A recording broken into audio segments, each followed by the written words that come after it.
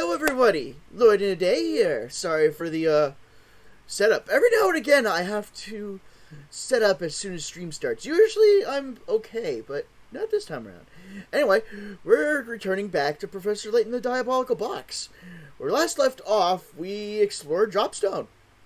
And apparently someone found Flora, and then Flora reappeared. So now we're back on the train. Our story so far. Rumors in Dropstone suggest that the Military Express has a second, secret destination. The only thing the trio knows about how to get there is that they need to do something on the train. With nothing else to go on, the three start searching for anything that might give them access. And that's where we are. And the volume is awfully low. There we go.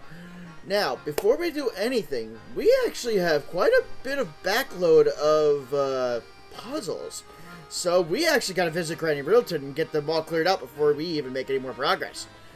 But, let's see if there's anything in the rooms. I'm going to say no. I don't think there's going to be new ones. But, I've been wrong many times before. I don't remember which car she was in, though. I'm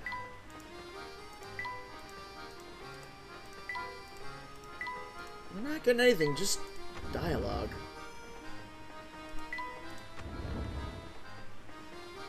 Alright, I don't want to talk to anyone yet. Right now, our goal is Granny Riddleton.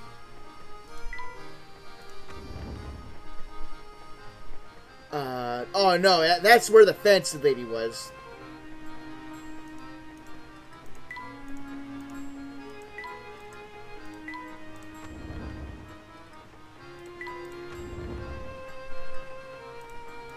Maybe this room? Granny Riddleton! Finally the train is fixed. I do a jig, only it's hard to gather lost puzzles while it's moving around.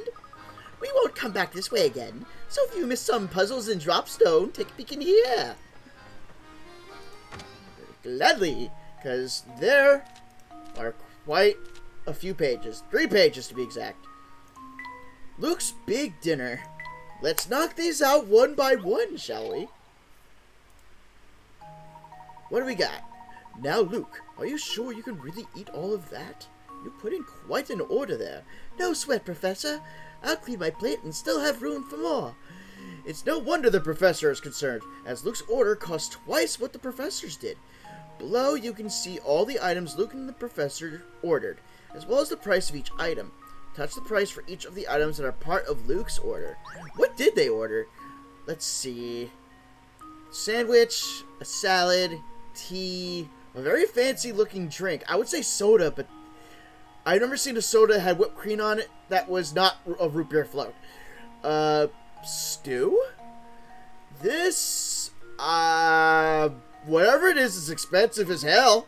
I'm gonna say a steak. And this is, I don't know. It looks like there's, maybe it's fish and chips. Alright. Luke's order cost twice what the professor's did. Oh, by the way, if my voice seems a little choppy, I tried repositioning my fan because I realized in my stream the other day it was a little bit choppy. I can't help it though. I need a fan when I stream, otherwise I'm going to overheat. Alright. The problem is we don't know whose is whose. But apparently it was double of what Professor Layton ordered.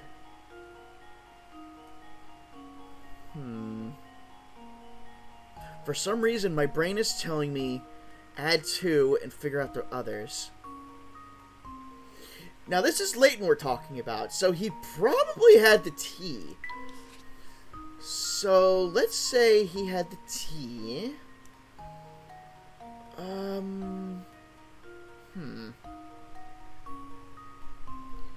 The steak. And let's work off that for now. This gives us a total of 33. And I guess since we're in London, it's technically pounds, so 33 pounds. So let's see, 8 and 12 is 20. 20 and 13 is 33. Yeah, he's got to have something else for this to even remotely work. So, let's see. A drink, a main course, and a side. So let's try a salad. That gives us the grand total of 47. Which would be that, this, and this. Now we want something that is double of Layton's. So let's see, 12 and 13 is 25, 35, 41, 51. Actually, you know what? What's the total if I add all of them up? Alright, calculator. 8 plus 12 plus 13 plus 14 plus 16 plus 17 plus 25. $105. Or pounds. Okay. So yeah, Layton then would have to be eating modestly, and I should be getting a way bigger number for Luke. And I'm surprised Layton's flipping the bill. I would have told him, make your own damn money in order to get all this stuff. So...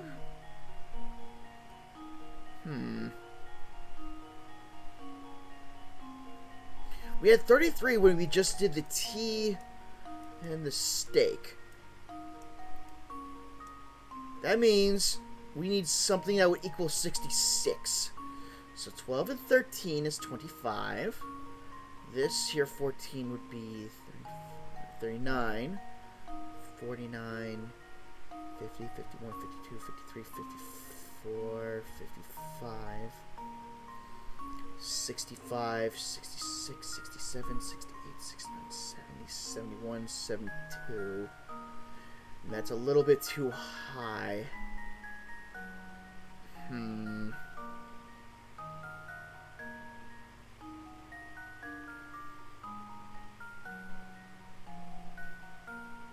Think. Because if I add something else... Alright, so maybe not the tea. Maybe the soda and the steak? Which is a weird combination.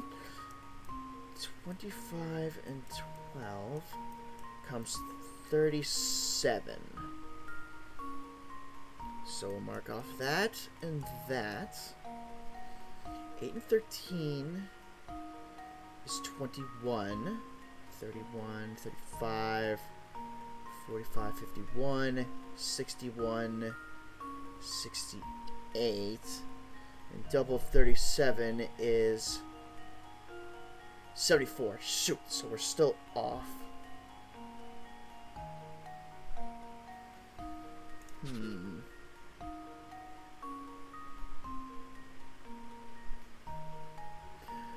Let's try working a little some smaller numbers then. How about 8, 13, and 17? 8 and 3 is 11. 7 becomes 18. 38. Double of that would be 76. So cross that out, and that out. So let's see. May as well keep my calculator up. 12 plus 14 plus 16 plus 25. 67.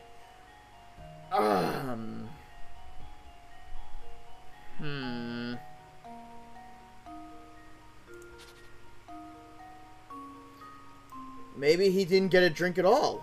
So let's try 25 and 14 only.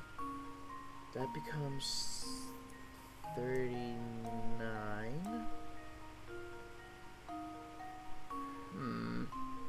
You know what? Let me add the 8 though. Which I think we did this before. This becomes 47. That, and that. 12 plus 13 plus 16 plus 17 is 58. The numbers are too close. Let me see something here. 25. It goes 83. That's way too high.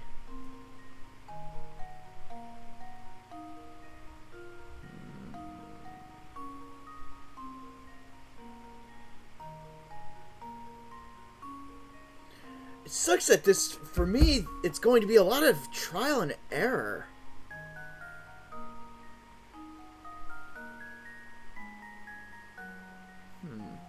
The order costs twice what the professors did. And I'm trying to think that the professor would be modest.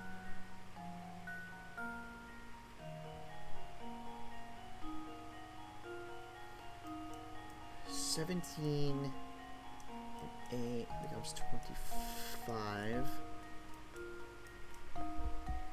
So 12, 13, 14, 16, 25 becomes 80.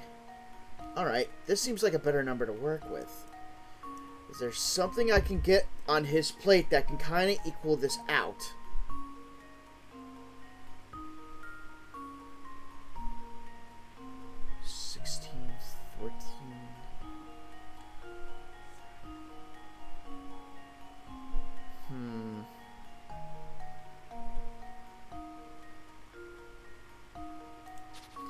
So I think this definitely means Layton got 3 items. It's just a combination we don't know yet. 8, 16, and 17? 14, 21. That becomes 41. So minus that, that, and that. 25 plus 13 plus 14 plus 12. 64. No, not quite enough.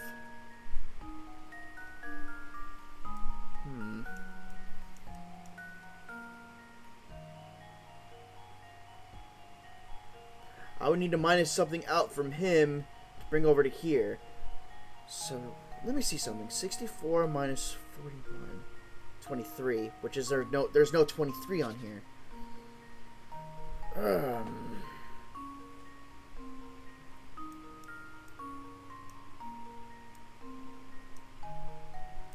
to 24. He has to be the one that has the T. I cannot see Layton ordering something like this.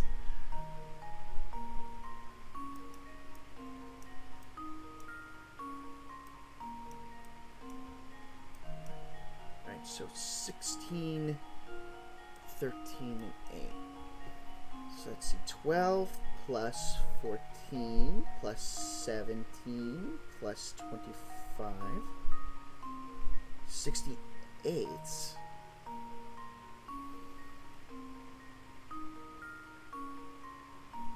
Ah! Off by a few. I need something that would add 3. Okay. Minus out the sandwich, add this. So the tea, the stew, and the fish and chips. So 8, 16, and 17. Which gives us 41. Alright, minus that out, and that out. And try this. 13 plus 14 plus 25. 64. Did I do it in the wrong direction?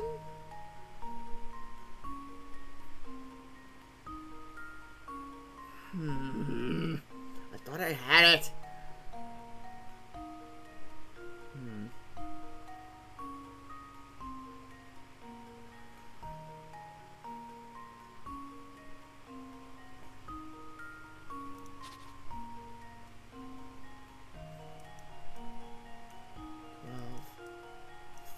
And 17. Try this. 42.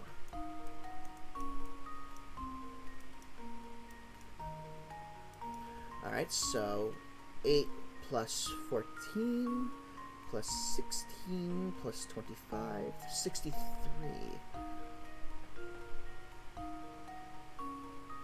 What can I minus out here and add to the other side? No, that wouldn't actually work then, wouldn't it? What am I not correlating here?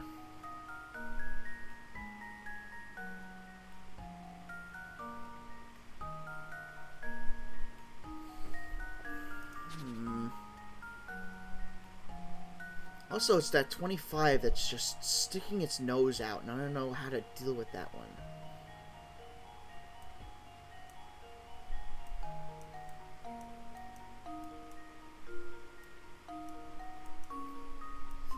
$33.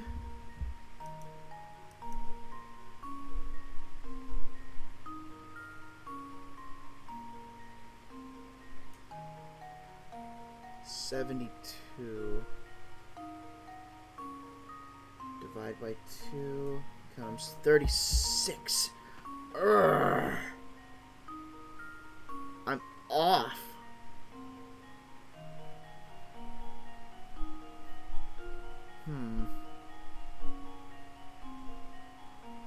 If I add more, it's going to become too close. Oh! Korokon, thank you for the follow! You're just in time for solving bunches of puzzles. And the first one's already got me, stumped.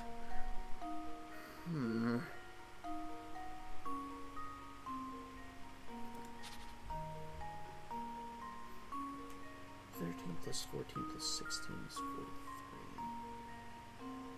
43. 8 plus 12 plus 17 plus 25. 62.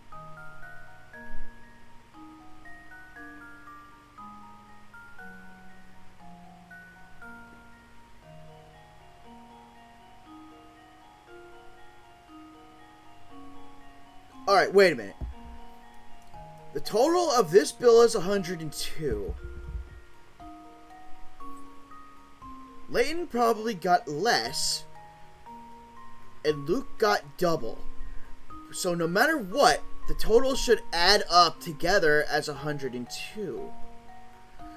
So if we take 102 and cut it in half, we're left with 51.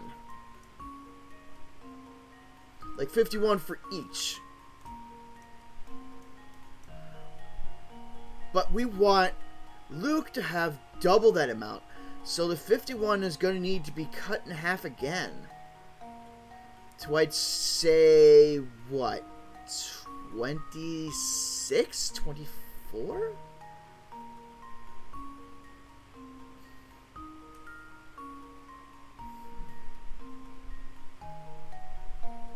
The 8 and the 16 would equal to 24. So let's see.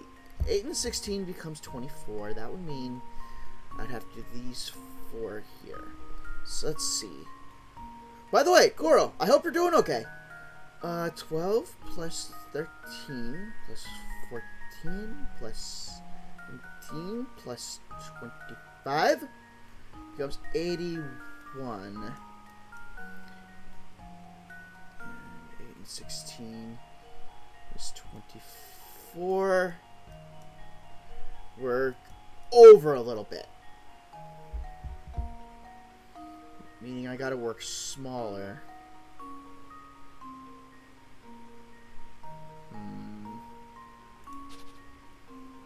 We gotta hit that magic number of 102. I am, for the most part, just getting my ass kicked from allergies. Oh my god, me too. This week has been really bad. Plus, we had 3 days worth of rain. That didn't help much. And it sucks that a lot of the medicine that we end up taking ends up putting you to sleep.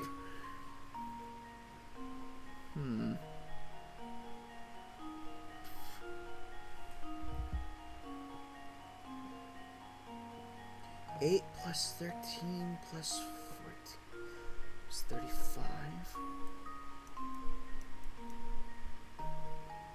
12 plus 16 plus 17 plus 25 is 7. Oh my god, I think I got it! Oh, maybe I did the math wrong, too. Maybe it's 105, not 102. Yeah, so... What did I add up to get 35 again? Oh, no! Oh, no!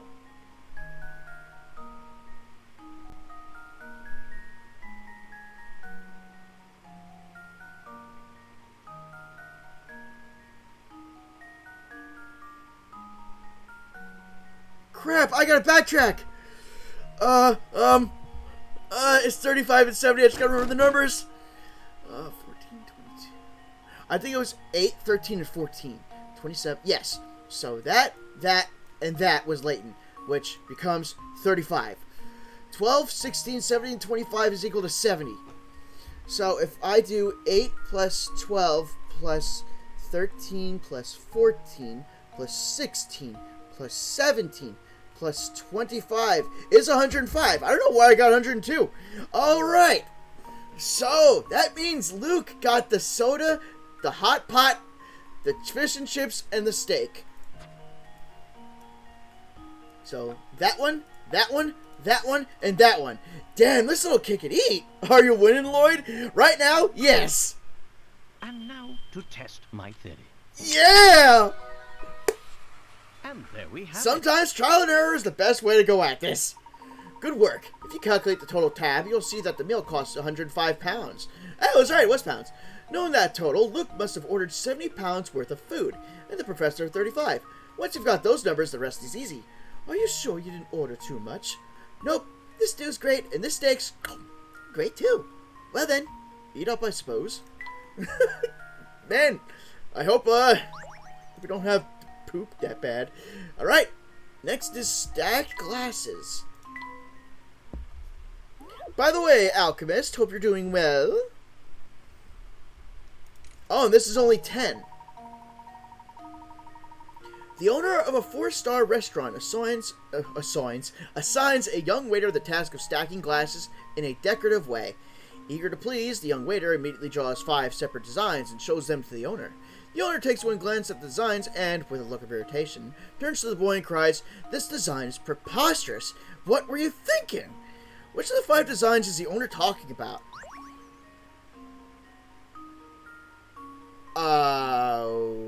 Okay.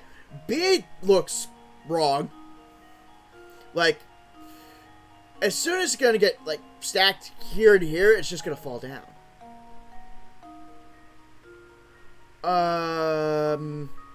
This one looks weird. This is automatically gonna work. They're just gonna sink in perfectly fine.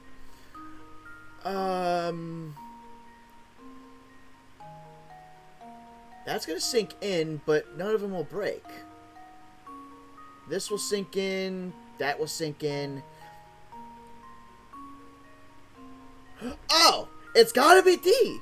Because, glasses are round at the top. This would never work. Like, at all. Unless your glasses have slits in them, which I highly doubt. Just leave it to me. Yes! Piece of cake.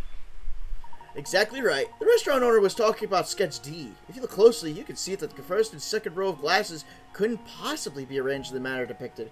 The simple 2D sketch didn't take into account the rim of glass. Wind up with a lot of glass to pick up. Crazy daisies.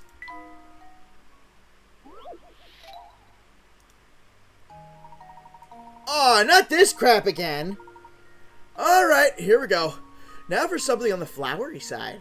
Of the 3 pictures labeled A, B, and C, one is actually the same as the picture on the far left. However, the image on the far left has had its contents flipped left to right, and its colors inverted and changed to black and white. Yeah. We did this with the weird cat puzzle. Of A, B, and C, which picture is the same as the black and white picture on the far left? Well, from what we learned last time, depending upon which ones have slight differences is how we're going to solve this. I immediately saw this. So, C is definitely not it. So this becomes a choice of A or B. Also, there is an extra dot here where there isn't supposed to be a dot here. And there's no dot on this side, so it's got to be A. Here goes. That was almost too easy. That's right. Image A is the same picture as the black and white picture on the far left. As shown above, pictures B and C have slight variations from the image in question. Oh, I didn't even see that one. But I did see the dot and the middle part of the flower. Alright, what's next? Pass it on. Ooh, 20.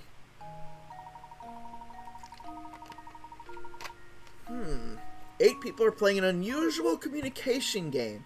If it's like telephone, I have an idea what it is. In this game, one person has to set a message across to 7 other people.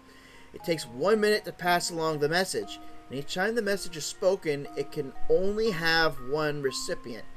Using these rules, what's the shortest amount of time in minutes for the message to pass to all 7 other players? Huh?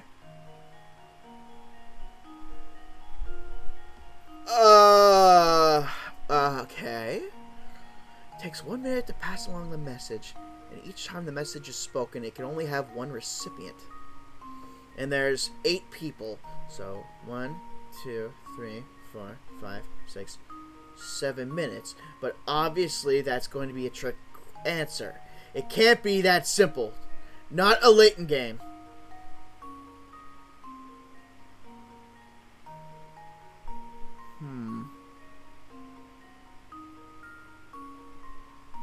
One person has to get a message across to 7 other people.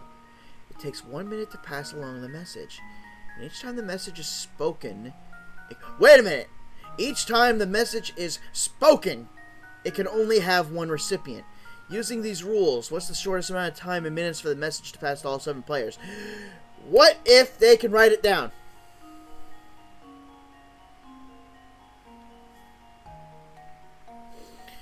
So let's say this person's telling this person the message. So that would be 1 minute. This person then writes the message down and shows it to everyone, and they just pass the note around. And since it's only by spoken, it would not apply minutes. So then it would just be 1 minute. Right? I'm gonna try. Consider this puzzle solved. Ah! Well, Did the wording of the puzzle throw you for a loop? No, because I caught the loop. I might need a hit coin with this one. I at least only took 2 away. Hint coin. Each time the message is spoken, it can only have one recipient. We need to remember here is that any one person can only spread the message to one other person at a time. Try reading the problem again, bearing in mind the above. Wait a minute.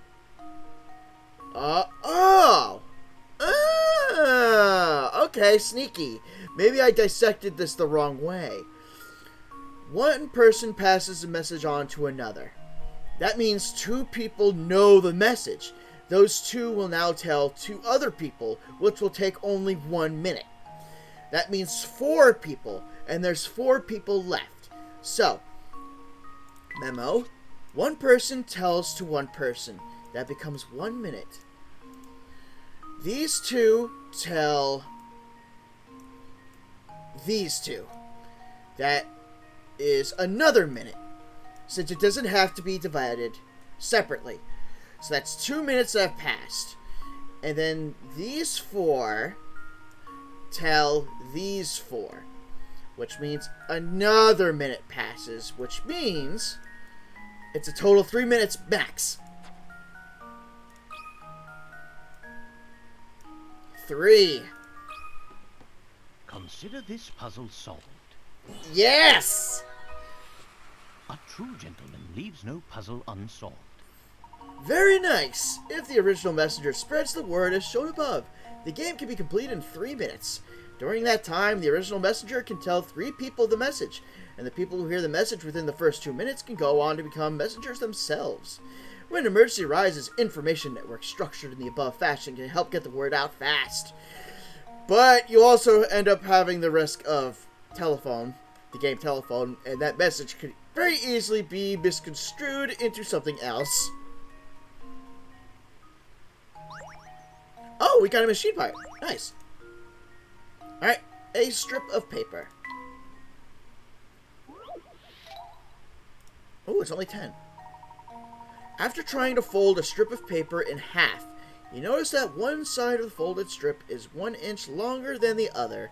Determined to get it right, you fold the strip again, only discover that now the other end of the folded strip is 1 inch longer than the other.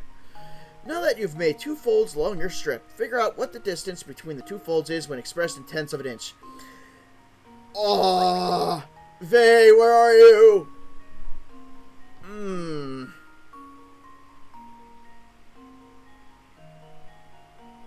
Well,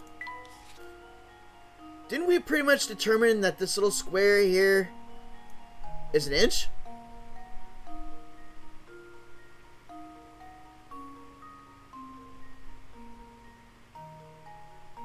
But how do we measure the other one?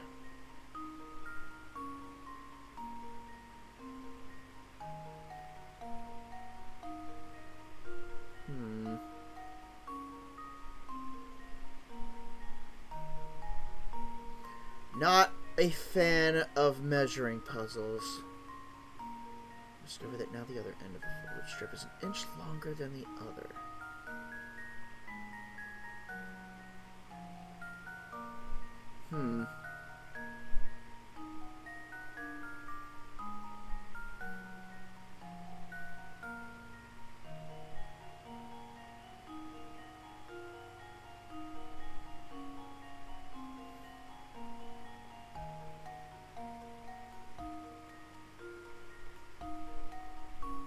Alright, so if you fold from here, going out, and you make the fold, that means 1 inch on this side would get added. And if you fold from this side, another inch from here.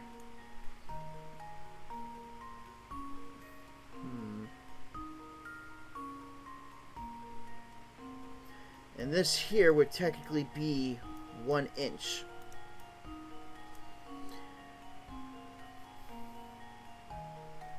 So, would it be 3 inches? Because I'd have to assume that when you fold it, it's not going to be a 0.5, so to speak. So, like, if one side's 2 and the other side's 1 inch, and then you try to fold on the other, it's 2 inches, but it makes that 1 inch square, I would say this would be 3-inch piece of paper. Wow, they give you a lot of room. What the distance between the 2 folds is... Oh, wait a minute. Whoa. I got this all wrong here. Now that you've made 2 folds along your strip, figure out what the distance between the 2 folds...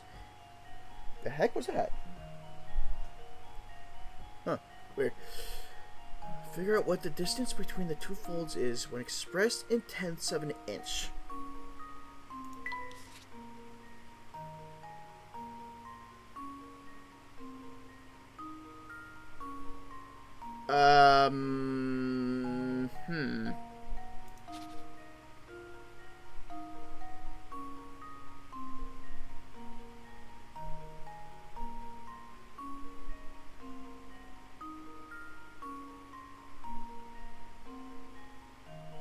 Inch longer than the other.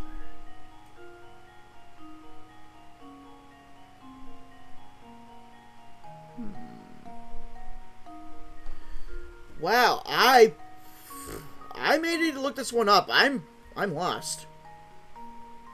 I don't really like looking up puzzles, but this one is one that even with hint coins, I probably wouldn't be able to get it. I'm not good with distant stuff.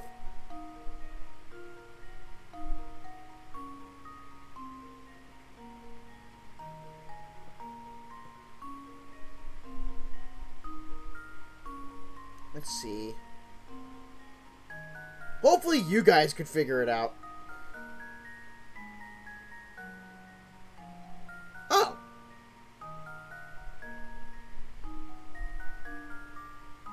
So I was right?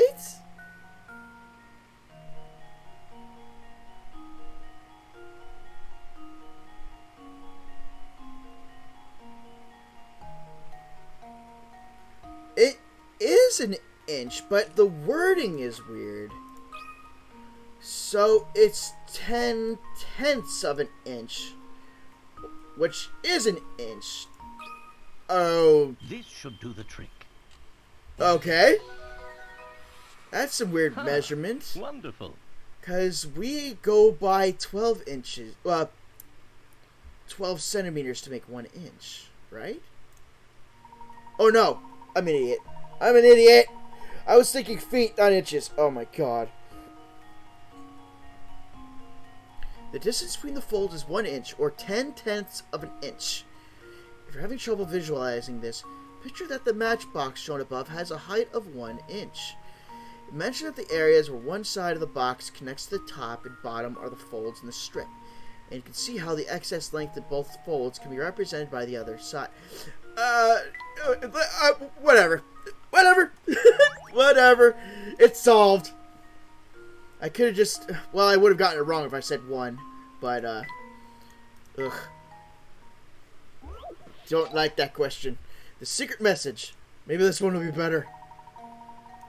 On the day Dropstone was founded 50 years ago, the villagers toasted with red wine and danced late into the night. They also built a statue, engraving it with the word red and the date 8-12. Part of the statue is shaped like a wine glass and can be filled with water from the spout at the top. While the statue describes the villagers' activities on the day of the founding, it can also show where they all found themselves the day after the festivities. Can you figure out where the villagers were? Answer in 3 letters. I already kind of figured this one out a little. Because they just said this can be filled with water, this is probably a reflection puzzle. So that would mean this should be cut like this? So how would this read? Figure out where the villagers were.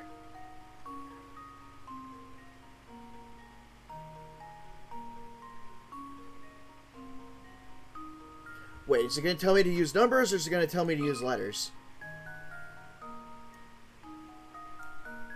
Okay, it's going to use letters. Okay.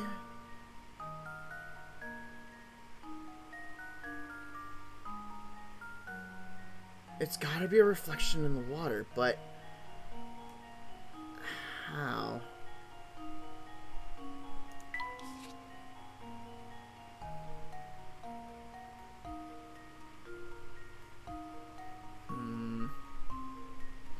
The thing is, this doesn't really spell anything.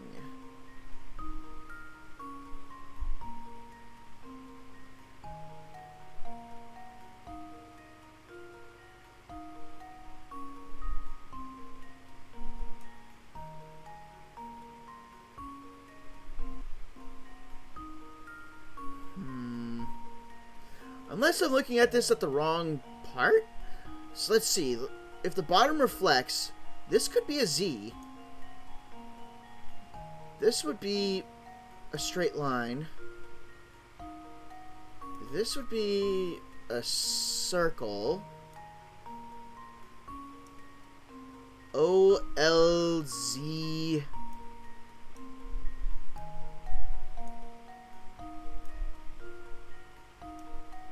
K. I'm guessing this would still be an E.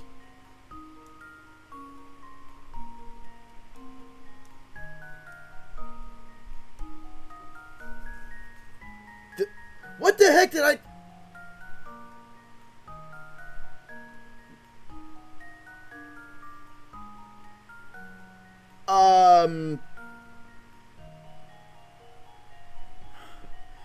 also show where they all found themselves the day after the festivities. Can you figure out where the villagers were?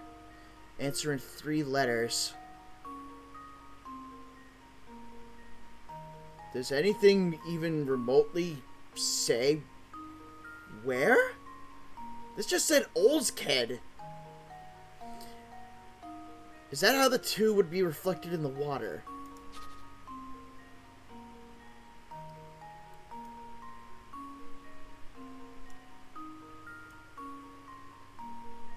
Could be like a backward X or backward S?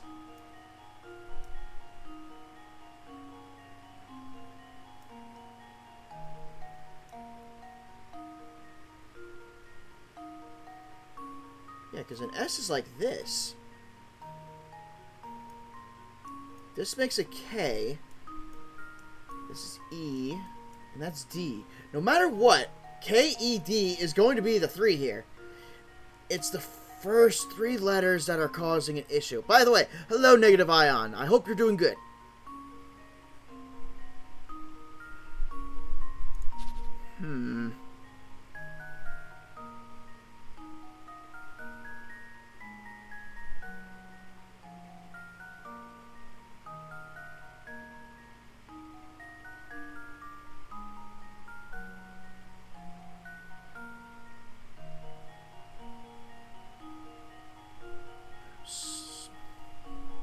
The R reflection is upside down. So then it would be... It would actually be a B. Wait a minute. B-E-D. Bed! Okay, they would be in bed. Oh, good eye, Negative. I was not getting the reflection right at all. They would be in bed. They would probably be super wasted, so if anything, they'd be sleeping on, like, the sidewalk or something. Bed. Consider this puzzle solved. Nice job, dude. Gentleman leaves no puzzle unsolved. Brilliant. Filling the wineless glass, filling the wine glass part of the monument with water creates a reflection that transforms the engraving of 812 red to 813 bed. Oh, that turns to a 13? Oh, yeah, you're right, because the itty bitty little notch. Alright, everyone must have stayed up so late celebrating the new village of Dropstone that they couldn't get up in time the next morning.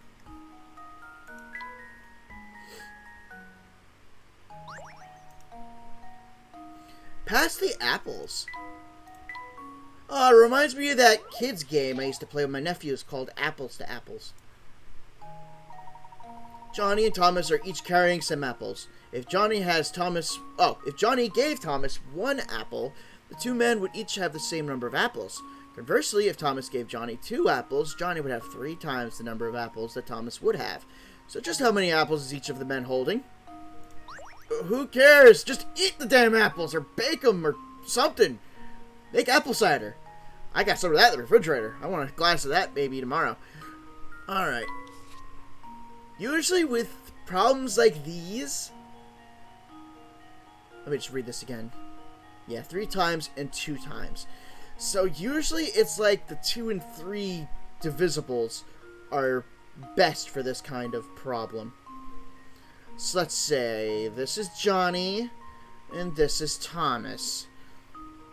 If John gave Thomas 1 apple, the 2 men would each have the same number of apples. So that would mean...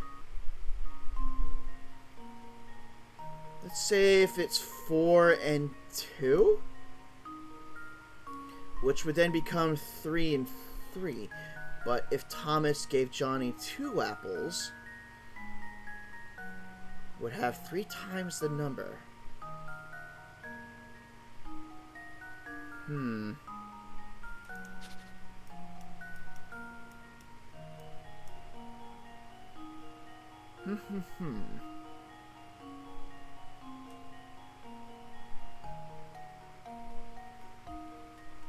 Have 3 times the number of apples that Thomas would have.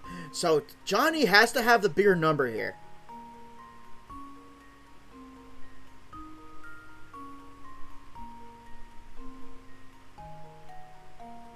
So let's say if this one is 6. And it can't be an odd number, I don't think.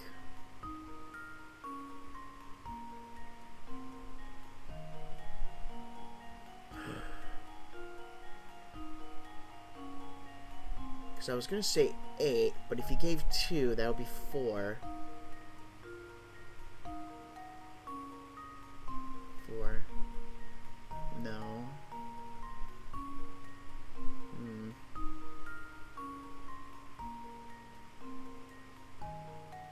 So maybe this is 5. And he would have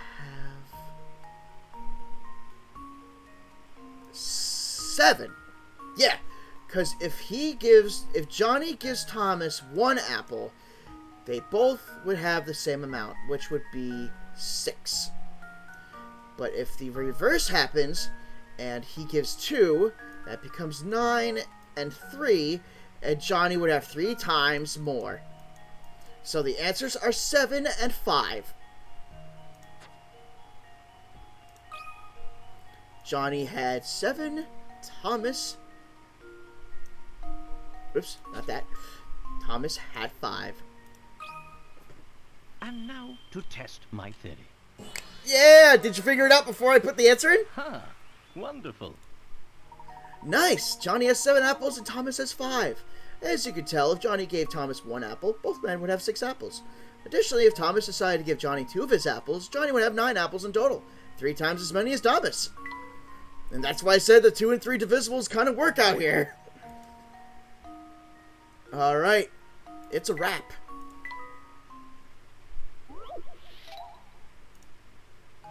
Let's see. In order to wrap the flower just like the leftmost drawing, how should you begin your wrapping?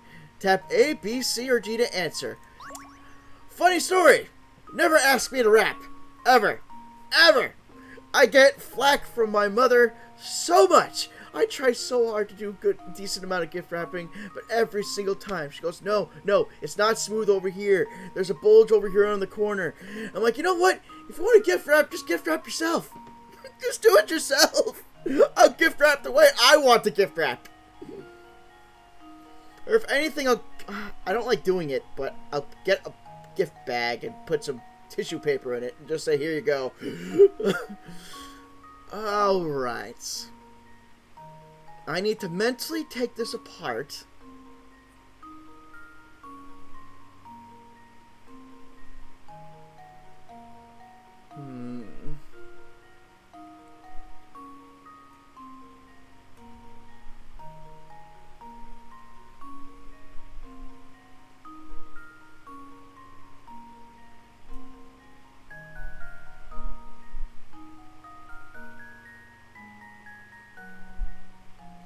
Oh, it's not going to work because I'm trying to do it on its side. I need to try and mentally do this, keeping it in the top.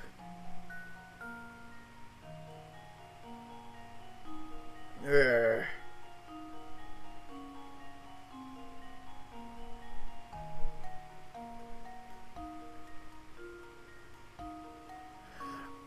I think it's D. Because if you hold the paper up and then start from there, if you kind of picture it wrapping up that way, the end part should wrap around towards the end here.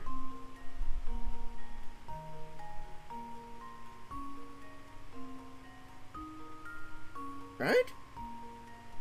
No, wait a minute, because this little nub here, I think, blows my idea out of the water.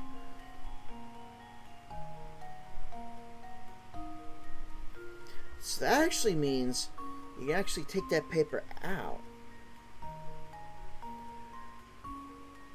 So if you're holding that part,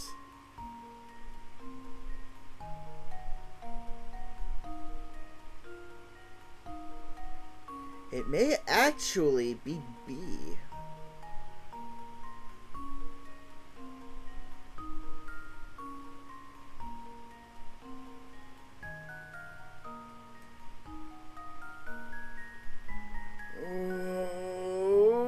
I'm gonna go for it. Consider this puzzle solved. No! Well, I suppose that's one. Oh, think hard about the clues given. Sure, except the clue is like no clue at all. It's a wrapping of a flower. Why have it wrapped like that? Why did I lose so much points from it? Let's try D. Consider this puzzle solved. Well, this Well, question sucked I hard. suppose that's one Damn, possibility this is the first eliminated. one that I've royally screwed up for the night.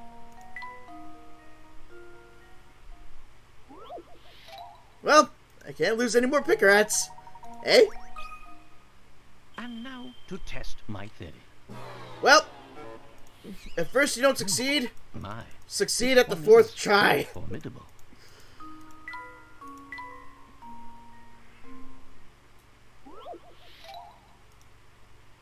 See.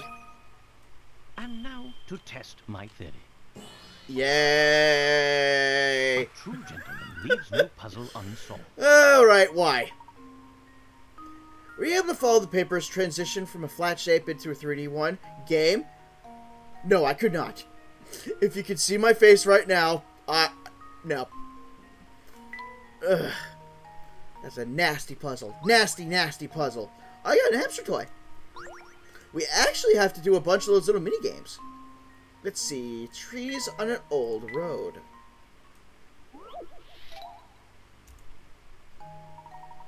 Ooh, perspective puzzle. The country road you see here is lined with a single straight row of trees, each planted at a different time and each a different distance from its neighbor. Of the 5 trees labeled A through E here, which 2 trees have the greatest distance between them? Study the diagram carefully and draw a line between the letters of the 2 trees you've chosen. Greatest distance between them.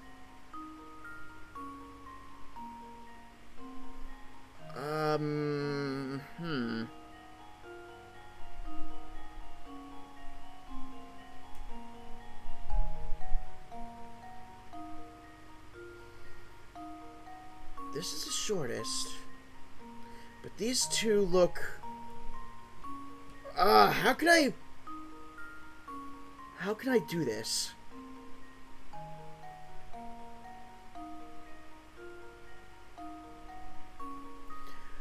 I would say B and C. Not distance being next to each other, but distance from lowest height to tallest height. Just leave it to me. No. Oops, that wasn't Long, right. careful look at the puzzle.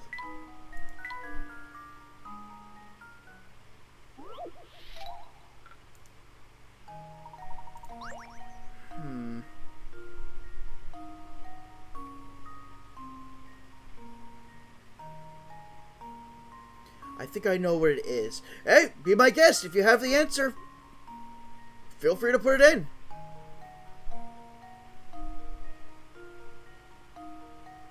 It can't be A through E. That would be, like, too obvious? Is it A to E?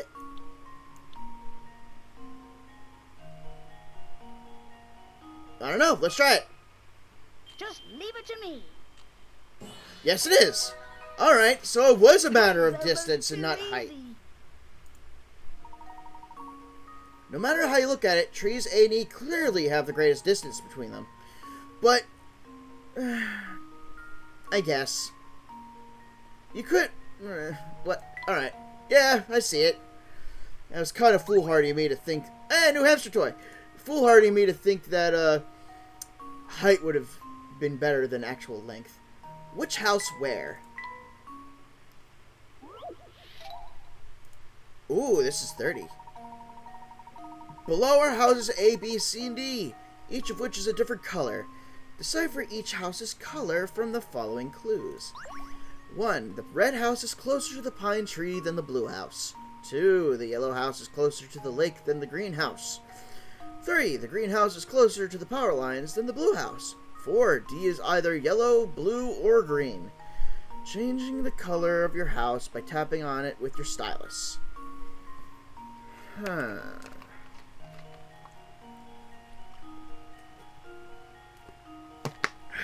Alright, so D cannot be red at all. We can easily eliminate that one.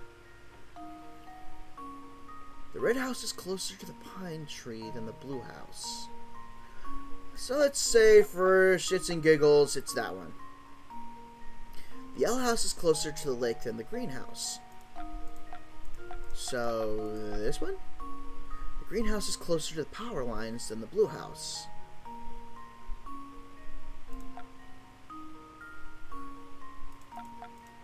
It can't just be this, can it? Red house is closer to the pine tree than the blue. Oh, red is closer to the. Alright, with the pine tree. So it can't. Blue can't be there.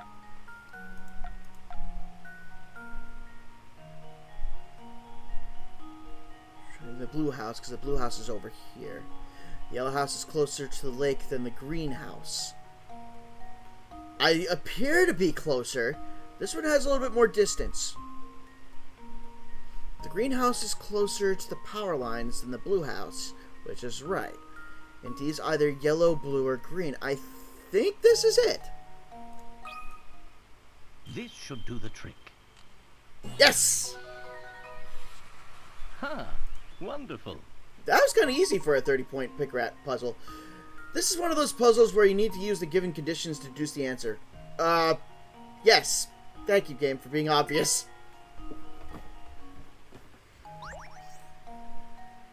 The tiled box. Man, we still got 2 pages of these puzzles to go. Oh no, it's one of these! The 2 boxes shown below are actually the same box shown from 2 different angles. Using the visible faces, reassemble the pattern of the box by placing the tiles into the unfolded view of the box. Don't forget, each tile needs to go in the correct square facing the correct direction. This is a 3D nightmare for me. Because you have to picture how the die is going to fold out and what proper directions, like the triangle or the heart or the person, has to be in.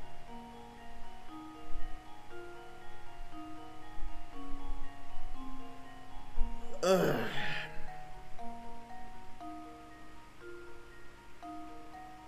So in order for this to be true, starting from here, the bottom and the left side will go here, and the heart... Wait, no. Oh boy. I'm already getting a headache. Ugh. Oh, you have to rotate them too. Damn it.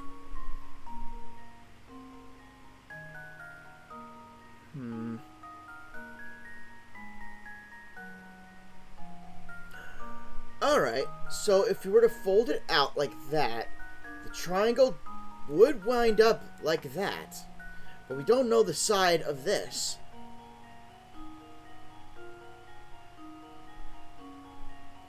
Then the front part, we fold it up. To figure out how to get that detached. So the heart then would wind up here.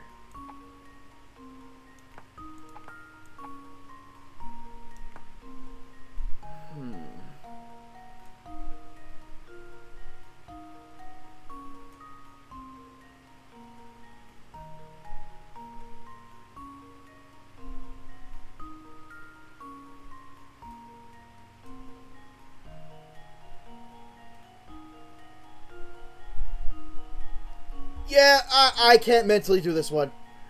I have to look up an answer for this. I'm sorry. You have to have, like, the right kind of mentality to do these kind of puzzles.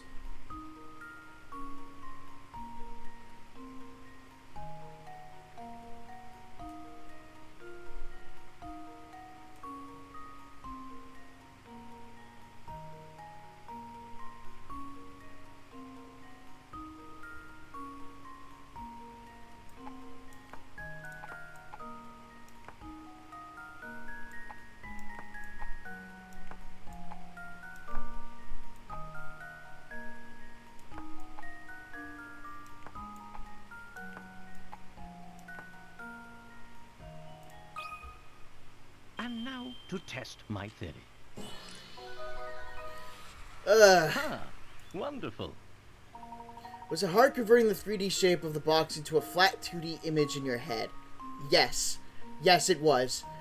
I think I would probably need, like, some kind of paper mache die in order for me to pull this thing off.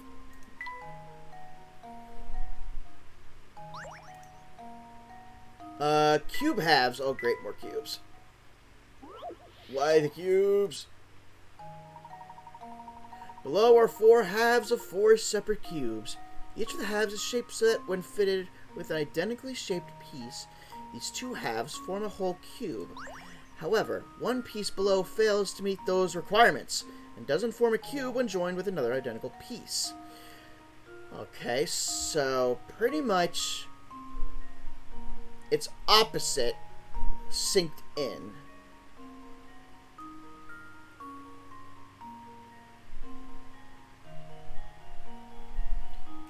D would work.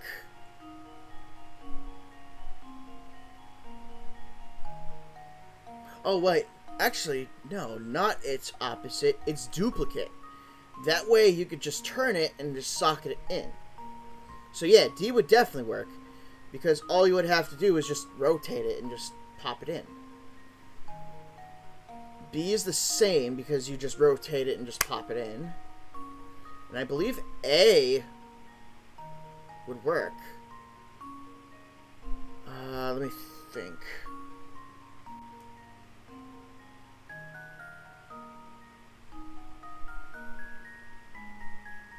Yeah, that would make a cube. I think it's C.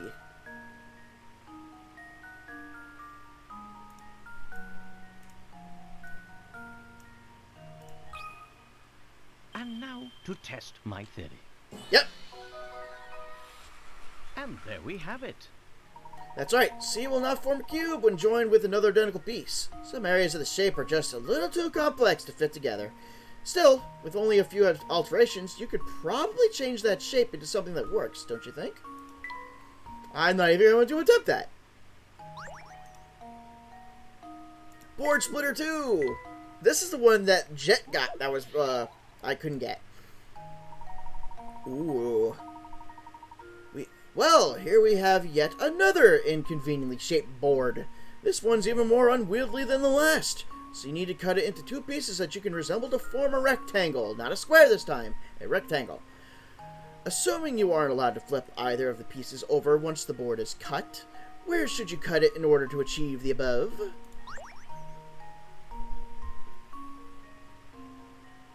And still make a rectangle.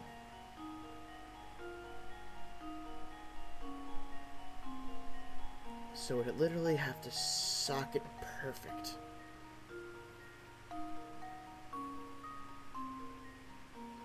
The issue I already see is you're going to wind up with a gap in the middle.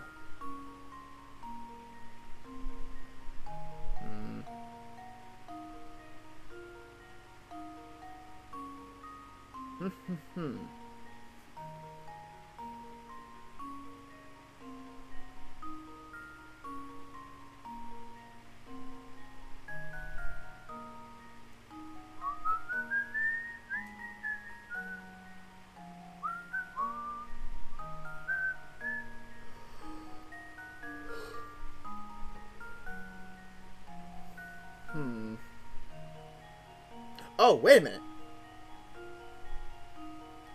What about there?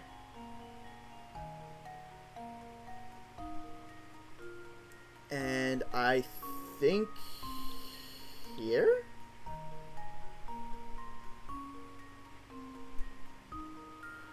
No, not quite. Maybe there.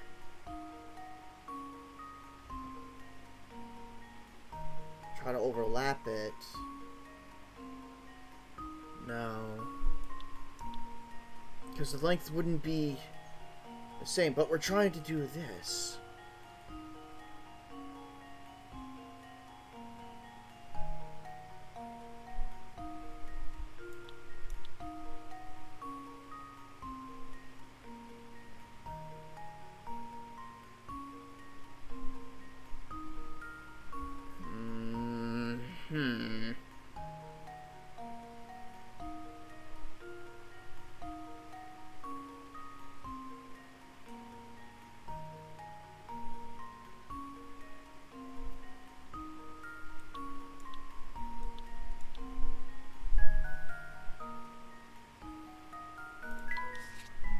if I move that there, that would mean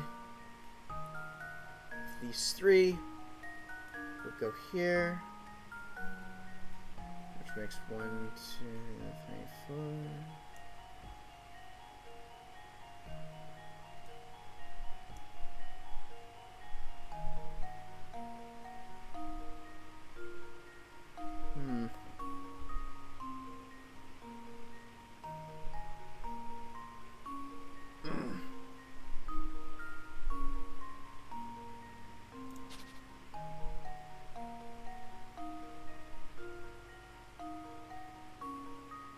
Oh, wait. Maybe just there. Or maybe not. I'm too many second guessing myself on this one.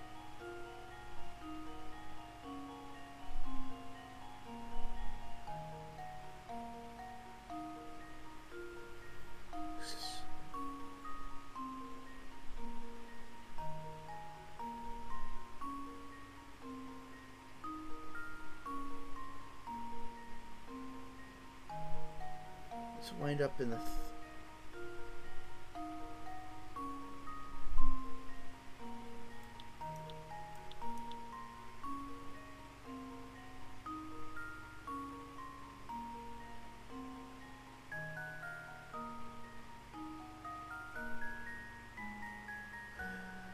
I think it's this. And now to test my theory. Yes! Woo! Sometimes it Wonderful. does work a little bit in my head. Very nice. That was pretty fun. If you like having a headache, yeah. Oh, we got a battery. Hey, we're also on the last page. Odd shape out.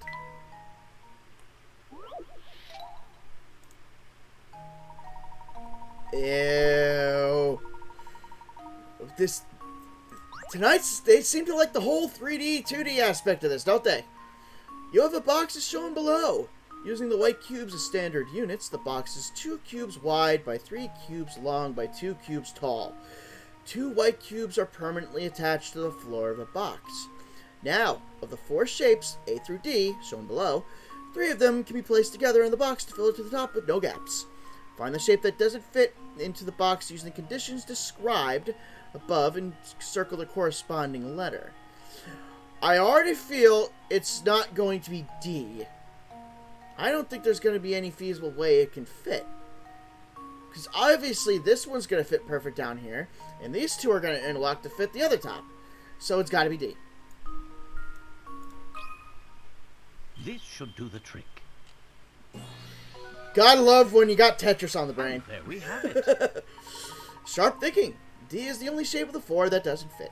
Was it hard visualizing the shapes fitting into the box? No, because you're looking directly into the box.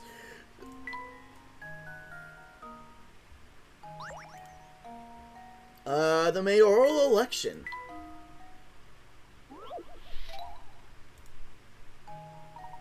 Let's see. 3 people at odds with one another are running for mayor in the upcoming town election. Including these 3 candidates, the town has a voter population of 40 people. In order to win, a candidate must get more votes than any other candidate. If each of the 40 voters casts a single vote and every vote is recognized, what is the fewest number of votes a candidate needs to secure victory with certainty? Alright, it's time for math. Alright, so I already figured 13, 13, and 13. In order to win, you would need 14 votes. Wait, am I getting too ahead of myself? Oh, no, I'm fine. The fewest number of votes a candidate needs to secure victory. With certainty. Because then we have the 1 extra vote that has to go somewhere. Which would mean you would need 14. But at the same time, someone could not be voted for at all. So technically, if you want to snag a victory, wouldn't you want 26? 7? Because you'd be taking these two together, plus the one extra vote?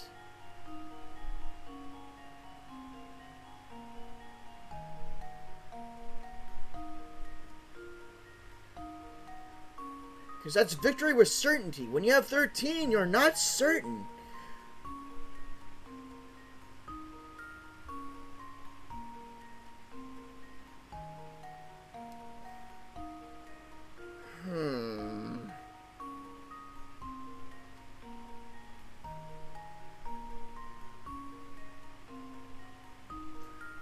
I feel like I'm walking into a word trap.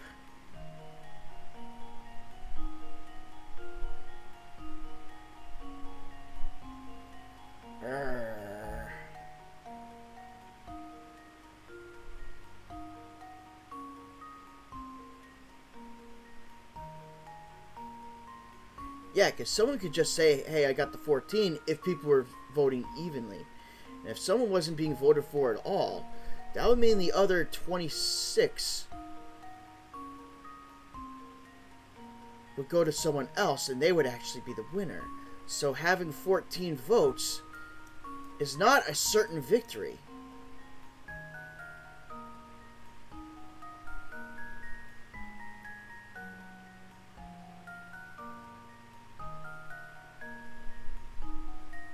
Alright, I'm going to look this one up, but I'm going to still say 27. And if I'm wrong, I'm wrong. It's either 14 or 27.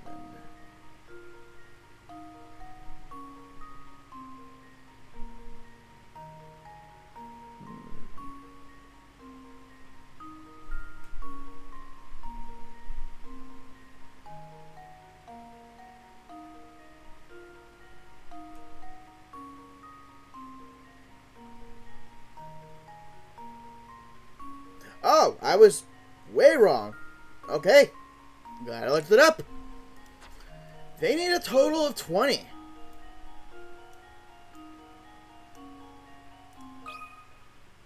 Just leave it to me. Layton's apprentice. Which is strikes true, again. because if someone got 0 votes...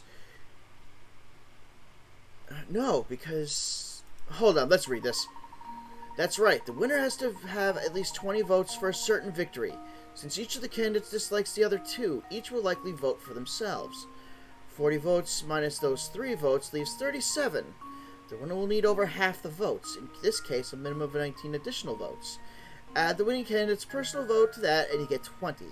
Even if another candidate gathered all the remaining 18, it wouldn't be enough to overcome the candidate with 20 votes.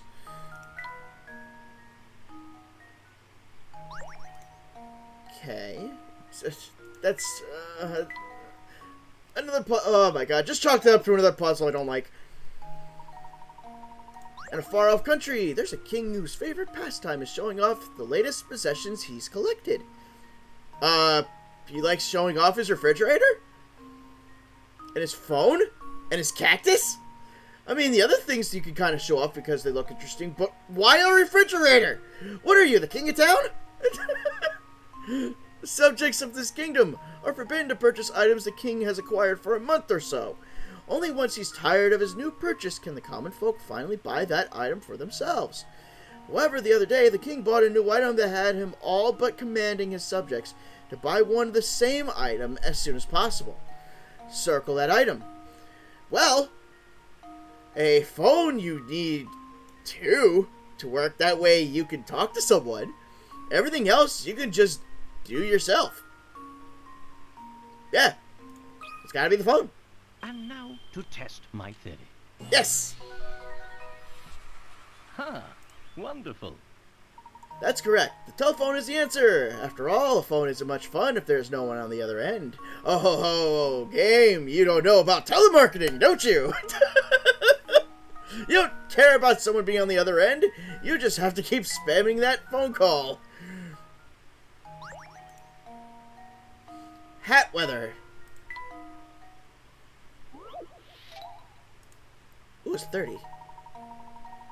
There's a fellow with a very particular rule about when he wear. Oh wait, there's a fellow with very particular rules about when he wears his best hat. When it's sunny, he always wears his hat. When it's rainy, he doesn't wear his hat. When it's cloudy, he doesn't wear his hat unless it's been cloudy for 2 days in a row, in which case he wears his hat on the second of these days. Below is a chart of when this man wore his hat over the course of 1 week. Use the panels to fill in the weather for each day, keeping in mind that it doesn't rain on cloudy days. Alright, so we have 3 sunny, 2 rainy, and 1 cloudy. And I need to clean my glasses real quick.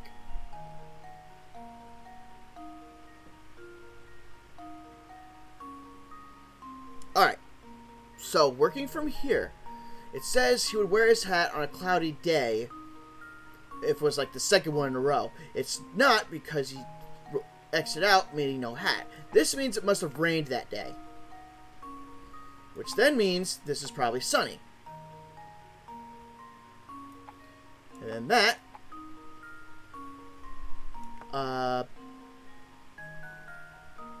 wait. Wait a minute.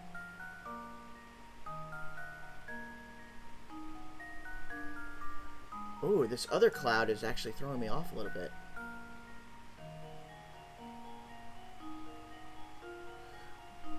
When it's cloudy, he doesn't wear his hat unless it's been cloudy for 2 days in a row, in which case he wears his hat on the second of these days. So yeah, it couldn't be here.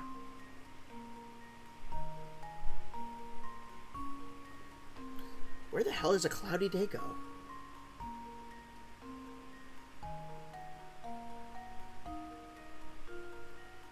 When it's rainy, he doesn't wear his hat.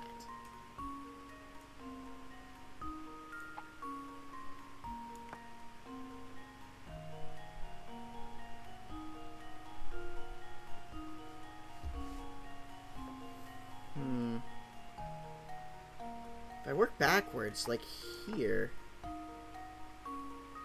it wouldn't work out because it's going in the wrong direction.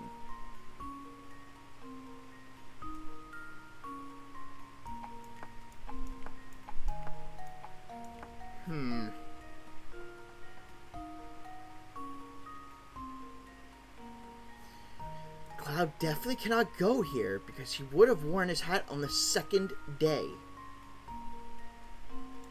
So it has to be rain.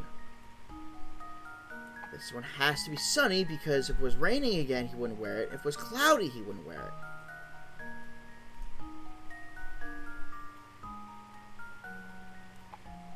And I can't cover that.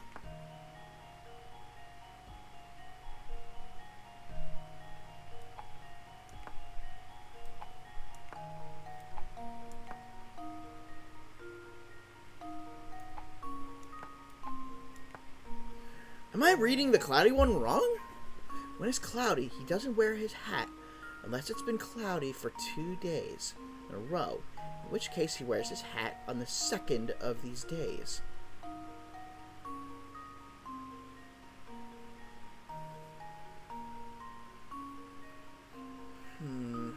I was kind of thinking maybe it's something to do with like a wrapper surround or something like that.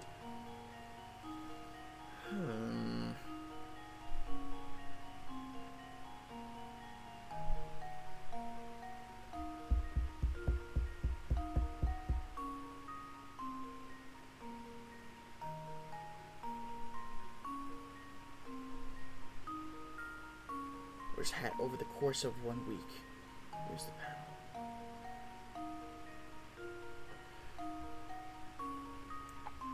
Maybe it depends on his work schedule, like when his week actually starts for him.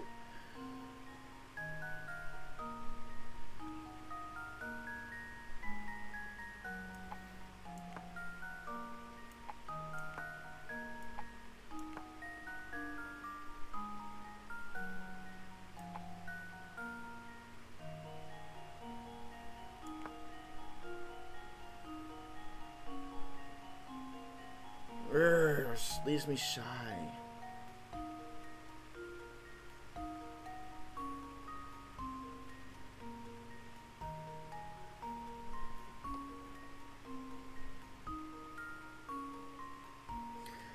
Hint coin. Start by placing a rainy day tile on each day where a friend didn't wear a hat. Okay.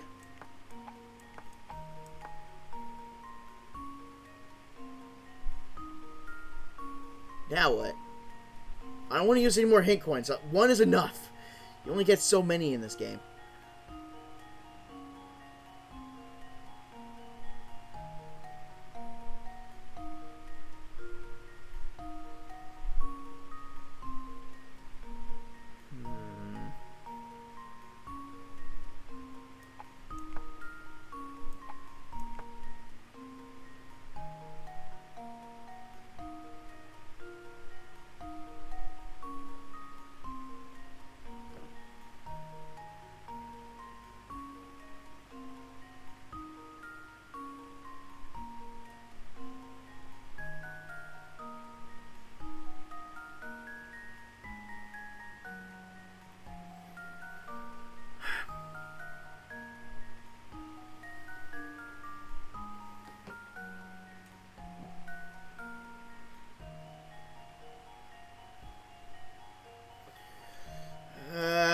God damn it, I gotta use another one. Once you put down the rainy day tiles as described in hint 1, you may notice that there are no more places left for your cloudy tile. You can put it down on one of the days with a hat if that day was the second day in a row of cloudy weather, but no 2 days in the week shown appear to have been cloudy.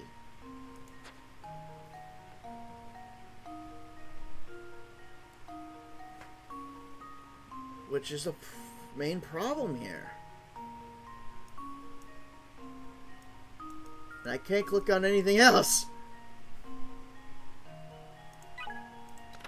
If the week before the one shown here had a cloudy Saturday, this fellow could wear his hat on Sunday, couldn't he? Oh, wait a minute. If the week before the one shown here had a cloudy... Oh! It's not showing us the week that happened beforehand! Okay, so a cloud could go here. Let's say the past Saturday, not on here, like the Saturday that could be like squeezed right here was also cloudy. Then this means that this works. Okay. Consider this puzzle solved. There we go. A true gentleman leaves no puzzle unsolved. Excellent. If you assume that the Sunday shown was the second cloudy Sunday in a row, and figure out that our friend wore his hat out that day, the rest of the solution falls right into place.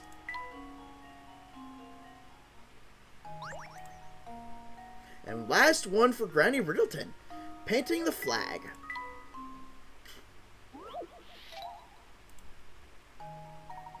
Ooh. You have a pristine white flag that you want to color into 3 sections as shown below. You have 3 paint cans. No 2 adjacent sections of the flag can be the same color. Each section can only be 1 color, and you can't change the number or size of these sections. If you aren't allowed to mix paint, how many distinct flag designs are possible? Okay, time to memo. How many distinct flag designs are possible? Here's the thing. Do they count white as a design too?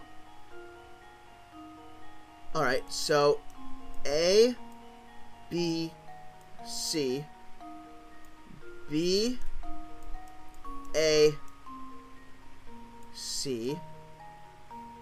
Just wanted to mention I'm here but watching without sound. Hi, buddy. Hey, Vay. How you doing? We're just using today to polish up a bunch of puzzles we missed. And probably do the little mini games. Then B, C, A.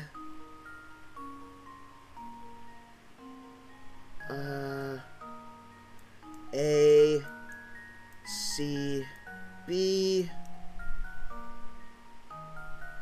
C, A, B, C, B, A.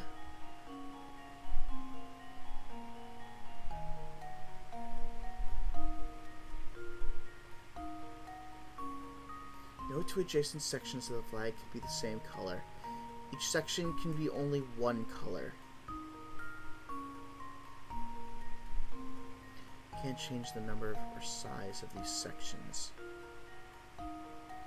Alright, so now we need to start doubling up on colors. So A, B, A, B, A, B, C, A, C, C, B, C,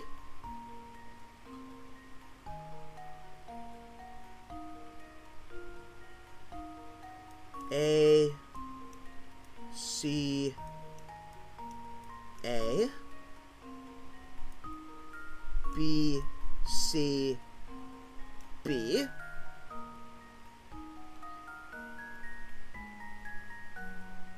okay, ABA, ACA, BAB, BCB, CAC, CBC, then ABC, BAC, BCA, ACB, CAB, CBA. That makes 12. Now, the question is, does white count with all this? Which means I want to write down on this pad here. I don't want to ruin what I've already written. Alright. So let's try white, red, blue, white, red, green, white, red, white, white, blue, white, white, green, white, white, blue, green,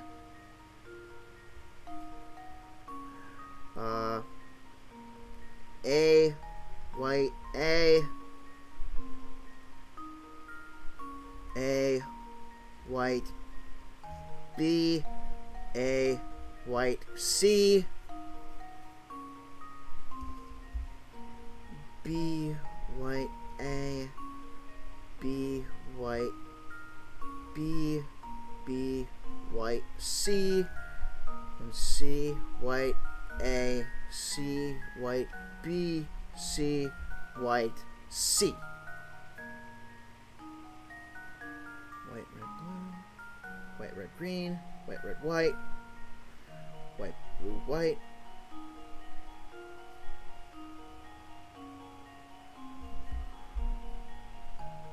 white, blue, red, white, blue, green,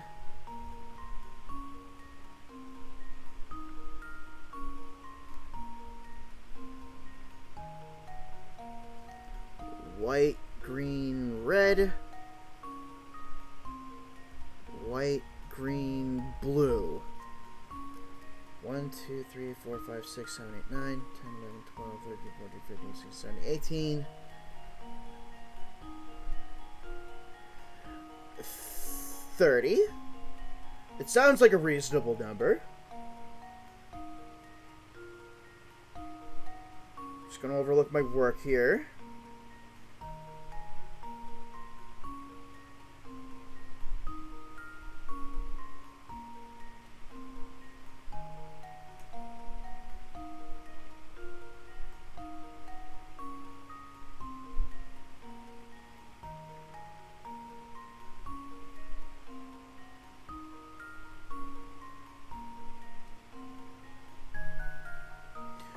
I'm going to say 30.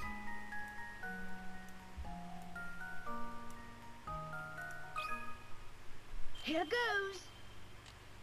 No! Looks Think like hard I about the botched clues you've been that given one. and try again. The only thing is, maybe they're not going to count a blank area as white.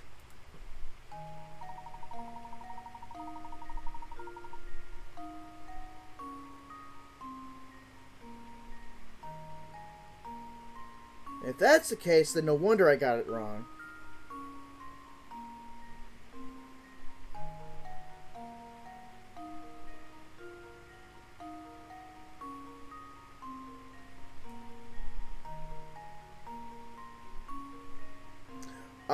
I was on the right track. I didn't count all the combinations. There's not 30, but 36. I missed 6 of them somehow. Just leave it to me.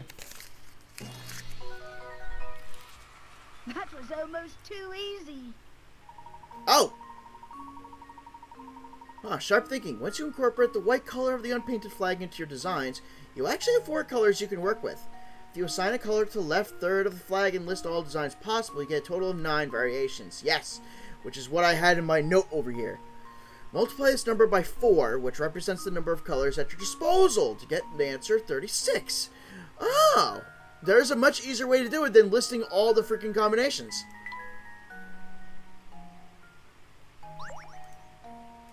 Alright, and that's it for Granny Riddleton. Nice. Alright, so we're going to save what we did. And then we're going to look at the stuff in our bag that we've collected. Let's go to the camera. Drag parts from the bin on the top of the touchscreen into the camera to enlarge them. Once in this area, drag the selected part around to place inside the camera's body. Control the orientation and position of parts within the camera by using the stylus. Touch the center of a part and drag it to move it around. Rotate a part by tapping its edge and dragging your stylus around. To fix the camera, gather all 10 missing parts and place them correctly so that no gaps remain. What happens when the camera is restored to working order? You'll just have to find out for yourself. How many parts do I have? 1, 2, 3, 4, 5, 6, 7, 8, 9. I have 9 out of 10. Alright, so let's play a puzzle. Here's the shutter.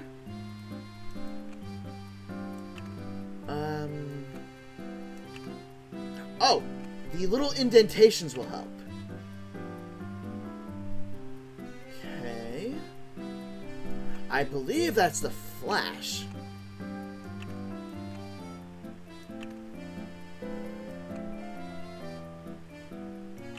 I think so? I don't know on that one, actually.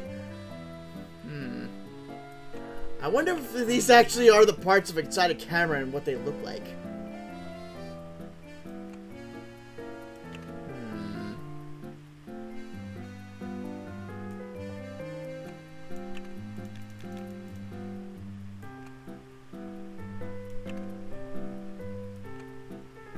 Oh, that fits pretty good. Right in that little slot.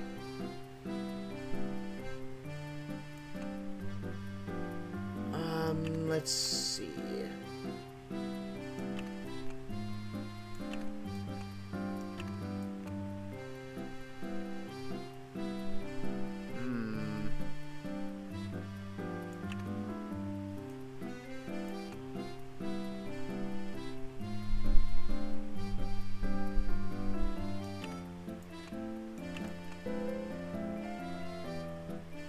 If I can figure out what the hell goes there, that would be wonderful.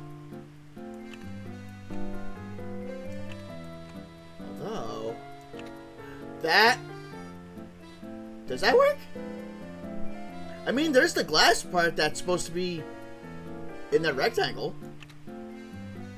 And nothing else appears to really fit in there. Oh! Alright, this one goes over here, because obviously that's got the plunger. Okay.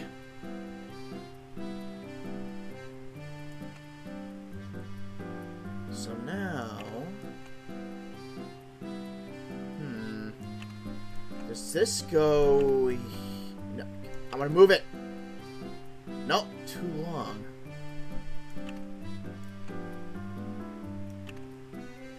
Are you making a camera? Neat. Yeah, all the pieces that we found, we have most of them, so I'm gonna try putting this thing together.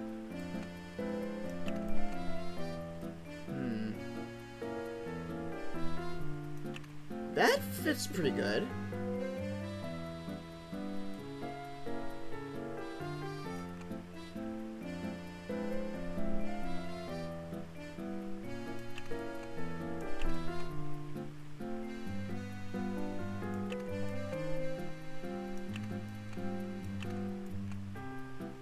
Oh, okay. this and this look like they sync together. Good. Now for... Okay, that looks good. That looks good.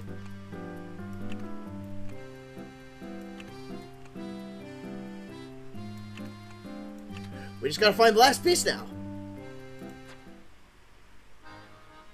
Alright, next is the hamster. Use the items you've picked up to help that sluggish hamster get back in shape. Items at your disposal are shown at the top of the touchscreen. Drag items to the stylus to position them on the hamster's playground. The hamster notices any items within 3 spaces of his position. You won't react to any items 4 or more spaces away, so really think about where you place your items. Tap an item to see the properties it has. Take advantage of the special properties of each item to maximize the hamster's workout. Once you've placed all the items where you want them, tap exercise to get your hamster moving. Once the hamster interacts with an item, it disappears from the playground. His workout ends when all items are gone or when he can't find the next item. Each time the hamster walks the number of steps listed as his goal, he'll get a little healthier. You can get the hamster to his peak physical condition, something neat will happen. You'll have a super buff hamster that no human can take down.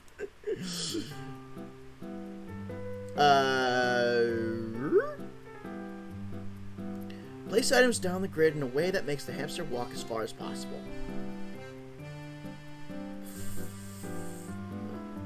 He's called Lump. Okay. Pet house. Hamster's attracted to this adorable little house when it's within 3 spaces of him, but he always ignores it and heads towards a nearby apple if the choice exists. Okay. So... here? He comes within 3 spaces of it, he walks toward it, and ignores all other items around him. Okay. These charming little flowers attract the hamster if he's within 3 spaces of one, even though he likes apples even more. So, 1, 2, 3. And the stump. This tiny stump attracts the hamster if he's within 3 spaces of it. However, if an apple is also within 3 spaces, the hamster always goes for the apple instead. So, let's switch that with this. So, the hamster should actually go for the apple, then the stump, then the flower, then the house? I'm not so good at moving and stuff. Look at that round boy!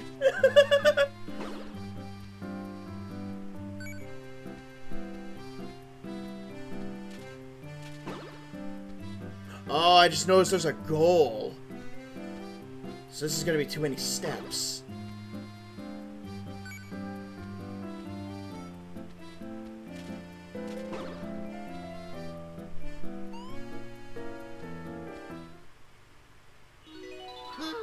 I'm gonna feel this tomorrow for sure. I forgot I named him Chungus. Chungus walked 12 steps. His level went from 5 to 4. Oh, now he's a slug. Okay. Goal is 14. Which technically we made in 12, so wouldn't this be correct? Got any snacks around here? Don't hold out on me.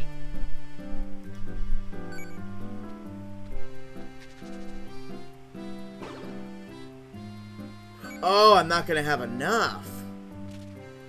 Alright, now I get it.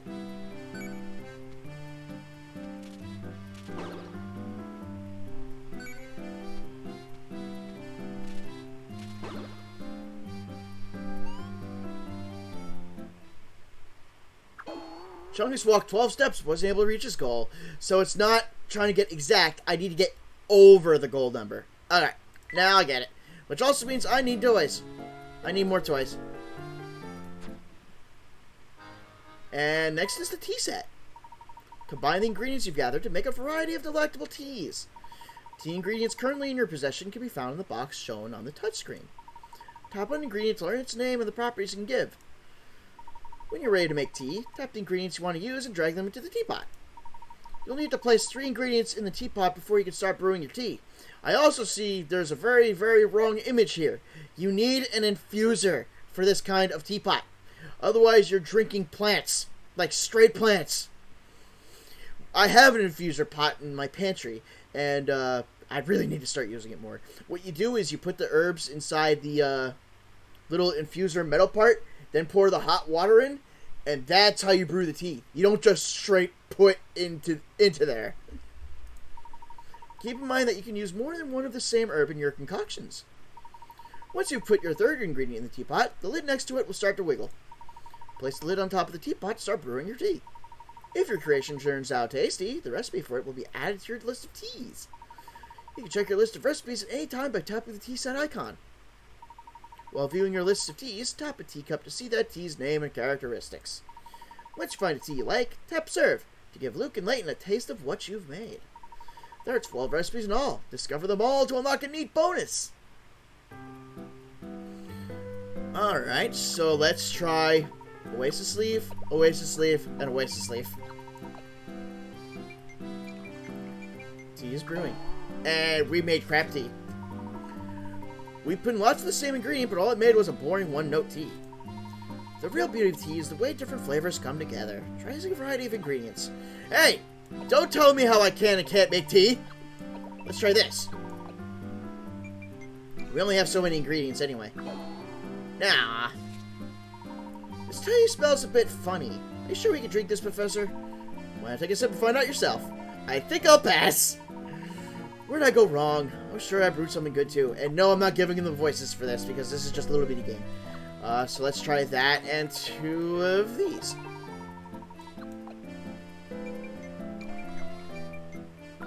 Hey! Oasis berry. Delicious. I just love how sweet this tea is, Professor. Well, it's a bit too sweet for me, but I understand why so many children enjoy it. I think I could drink a whole pot of this stuff myself. Just watch me. You've got quite the sweet tooth, Luke. Just try not to drink it too fast. Alright. Let's try that, and this. No. Darn it. Try that, this, and this. And every single time I see this thing, it looks like corn. It looks like I'm putting corn in here. Alright, next is that, this, and that. And then it's gonna be this, that, and this. Nope.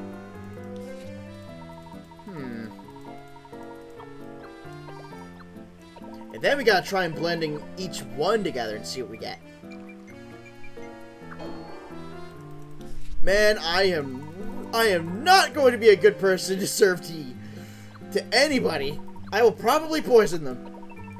What do we get from this?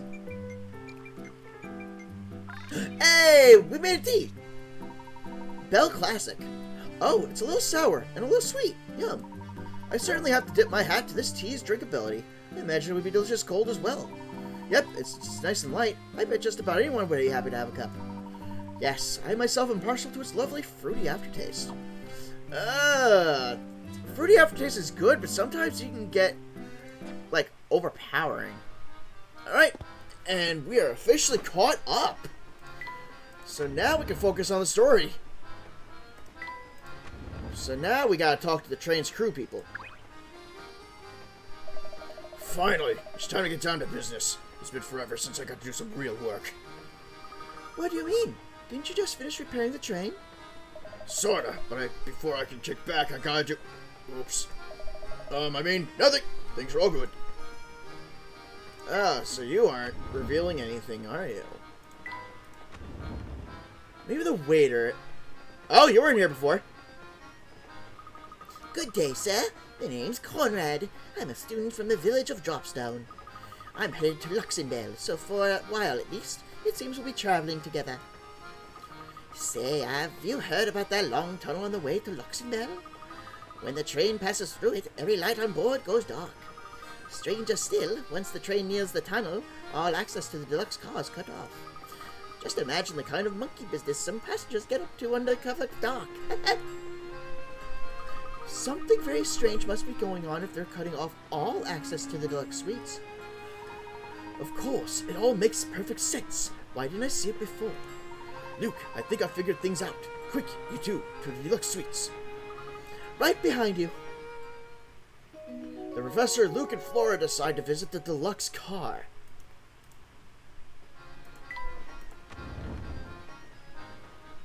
And I never talk to you again. I beg your pardon, sir, but we're not open for business at the moment. Do visit us later. You're really closed? Yes, you see, on the way to Luxembourg, there's a long, unlit tunnel we have to pass through.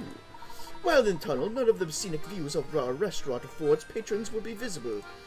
It is Mr. Beluga's wish that all patrons be able to enjoy the scenery while they dine. Hence our temporary suspension of service. Wow, talk about a classy operation. Mr. Beluga has really thought of everything, hasn't he? Oh, wait, what about the chef guy? I want to tell him that his round-pound little hamster went up a level, or technically down a level.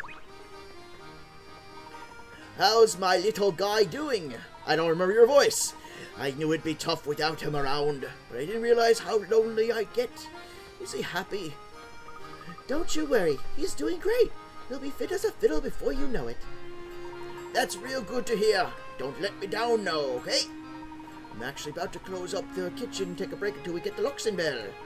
Most of the train shuts down for this leg of the trip, so you might as well go rest in your room. Ah, you'll be lurking. Enjoy your lurkinator.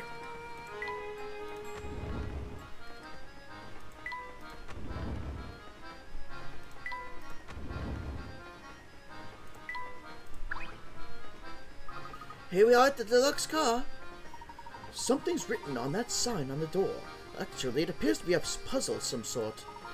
I have a hunch that if we can solve the puzzle, we can gain access to the car. Number 56, the door's code. In order to pass through this door, Luke and Layton must arrange the symbols according to the following rules. The star must be next to the moon. The X must be second from the top. The circle must be somewhere above the diamond. The moon must be located 2 places below the diamond. Give it a shot. Alrighty, what do we have here? Star must be next to the moon. On the moon! Sorry. Every single time I hear the word moon, that song on YouTube is just going to keep popping up in my head. X must be second from the top, so here. Circle must be somewhere above the diamond. Okay. The moon must be located 2 places below the diamond. So, like that? Star must be next to the moon. Okay. X must be second from the top. Got it. Circle must be somewhere above the diamond. Got it. The moon must be located 2 places below the diamond. Oh, 2 places below the diamond. So, here. Star's next to moon. X is second from the top. Circle must be somewhere above the diamond, which it is. Moon must be located 2 places below the diamond. 1, 2. Yep, got it. And now to test my theory. And there we have it. You're in. Good job cracking that code. Wasn't that hard. I've had worse. There we are. The door's open now. I got a new hamster toy. Holy smoke. Look at this place. It's out of control. Yes, it's far more luxurious than the standard cars. Tickets to stay here must cost a pretty penny.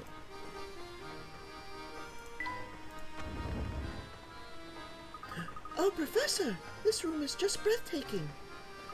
And 1.5 times as big as our room to boot. Plus, just look at how super cushy the sofa is. Whee!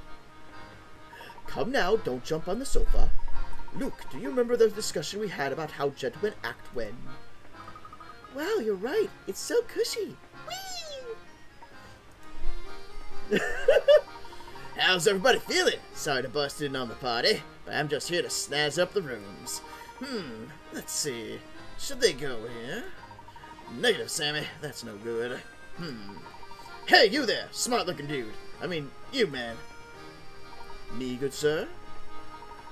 Uncle Beluga, I mean the boss man, told me to pretty up the place with some flowers.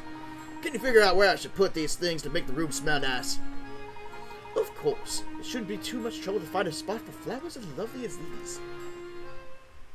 which means it's puzzle. Smell the roses! Ah, there's nothing like fresh cut roses to boost your spirits. Can you help Sammy freshen up the whole car with their fragrance? Not your fragrance, that would be weird. Tap a square with your stylus to place a rose. The fragrance of each rose reaches 2 spaces in all directions, but can't penetrate walls.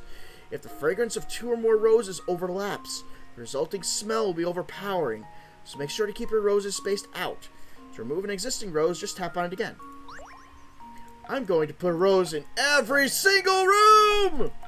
Roses everywhere! I want the place suffocating in roses! Nah.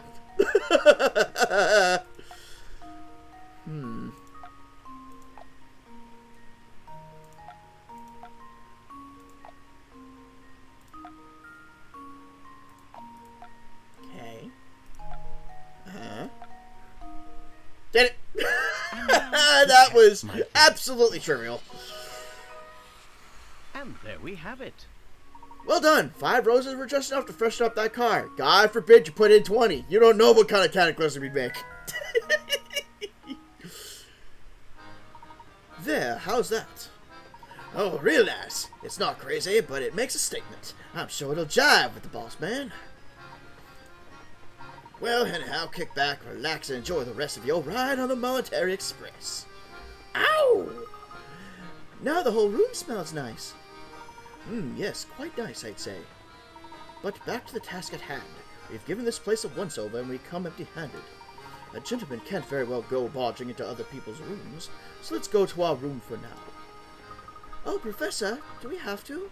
It feels like it's gotten so late. Can't we just stay here for now?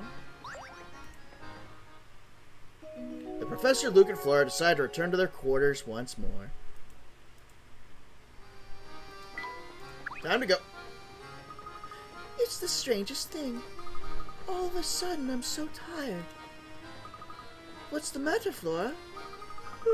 Gosh, all of a sudden, I'm kind of sleepy, too. All right, you two, this is no time for jokes.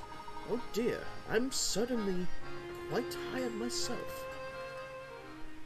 Ooh, looks like we have transition.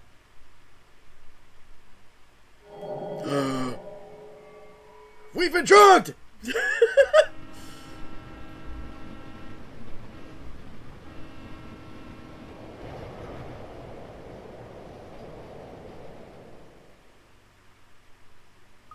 Huh? What's going on out there?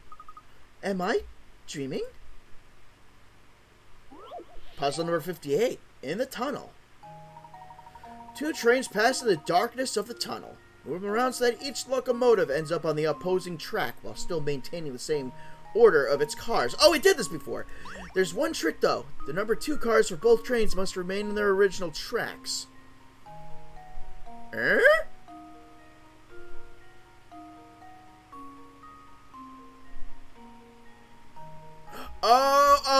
I get it.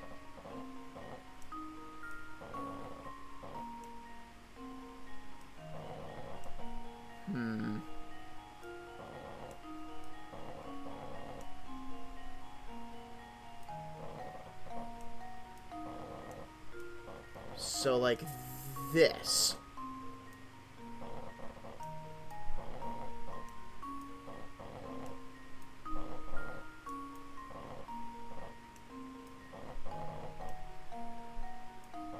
Okay. Then I just gotta get the 4 over here.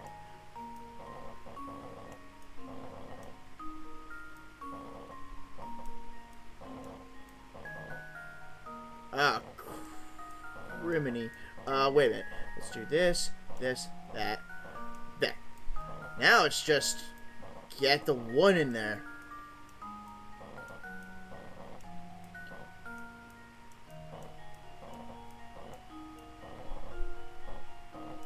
Okay, so 1, 2, 3, and 4. Just leave it to me. Layton's apprentice strikes again. You would think this would be startling to everybody for just feeling these trains moving around like that. That's right, the 2 trains speed off into the darkness, each carrying the number 2 car of the other. Oh. Hmm? Hmm? My word, I must have fallen asleep on the couch. How careless of me. Do you know what happened to that tunnel, Luke? Sorry, Professor, but I slept through the whole thing too. And I had the strangest dream. In my dream, part of the Military Express switched tracks while we were in the tunnel. You mean to say that one of the train's cars is now riding different rails? Hello, Quartzy! Luke, what you saw may not have been a dream at all. If one car did split off from the train, it would no longer be bound for Luxembourg. Maybe that car is how we got to the Phantom Town. I'm beginning to suspect you're right on the money, Luke. I hope the Phantom Town isn't as creepy as it sounds. And we got another hamster toy. Nice. Everybody get ready to rock. The next stop is Frozen. Full sense. Passengers, let me hear you scream. Yow!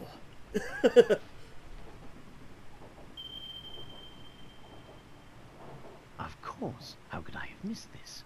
Do you recall how this ticket was missing a destination? Well, it seems that the destination was staring us in the face all along. Really? But where, Professor? I smell a puzzle. A ticket to where? In front of you sits the ticket that Layton and Luke found with Dr. Schrader. At first glance, the ticket appears to have no destination written on it. But when you look at it just the right way, the ticket discloses its destination, the town of Full Sense. The key to spotting the destination is the number that has been cut out of the ticket. What number used to be there? Use the tickets in the instruction booklet to puzzle this one out. Uh-oh. I don't have the booklet in my hand. Ooh.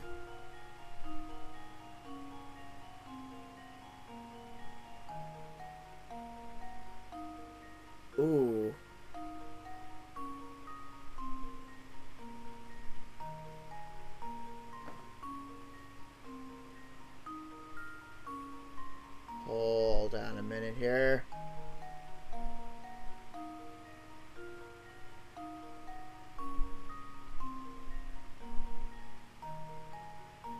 It's got to spell full sense.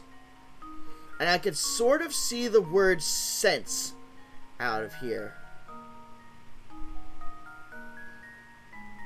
Sort of. So this has to be...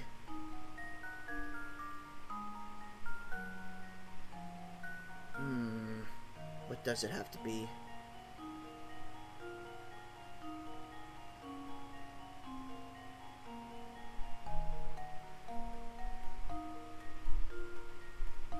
The problem is I don't have the book on me, so I don't know. At least I could zoom in.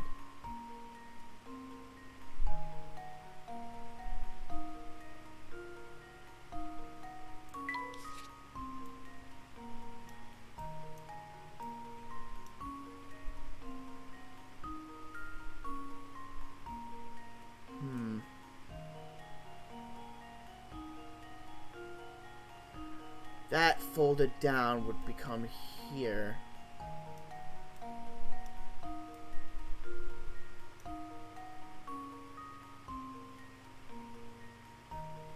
Hello, Jet. How are you? We're trying to figure out how to spell full sense out of this and figure out what number we're missing.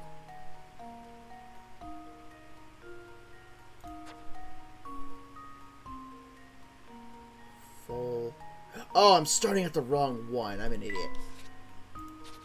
It should be here. So this folded down.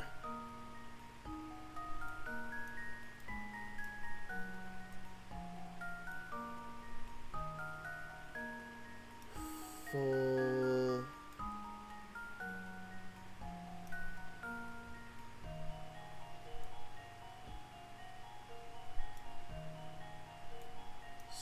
Sense.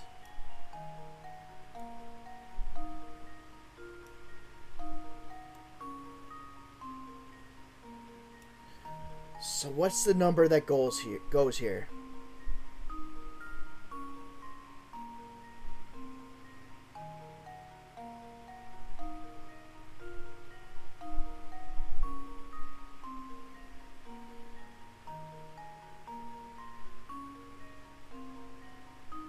And if I fold it, it'll still be the same position. I would need it to be able to convert into an E. Misspelling full sense. F-O-L-S-E-N.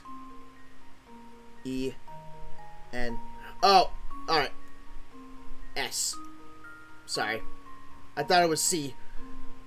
But we're not worrying about this one anyway. It's this one we're worrying about here.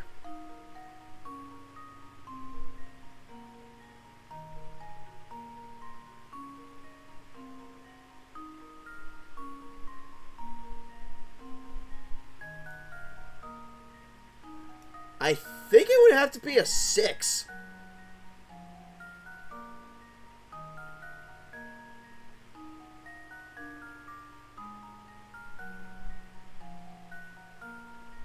I'm pretty sure.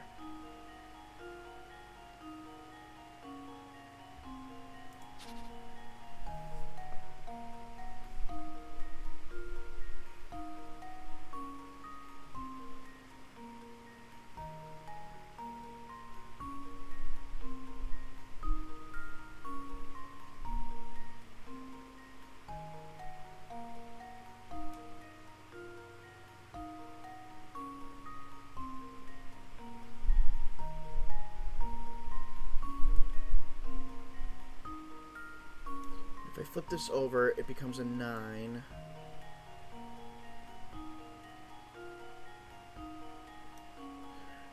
And if that's the case, what if I reversed it? If it's a 9, it'll flip over and become a 6. Which would be this.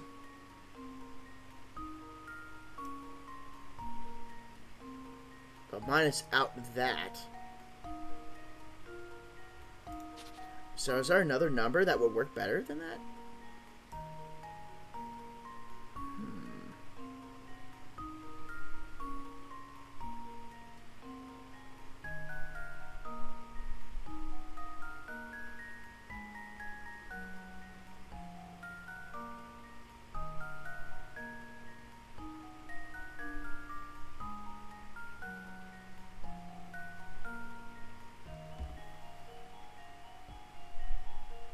Trying to think here. I don't think it would be 2.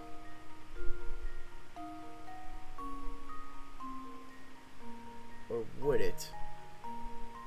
No, because 2 would probably make it an O.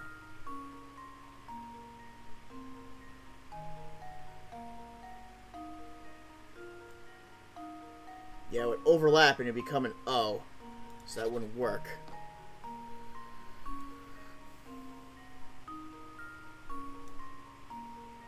Eight wouldn't work.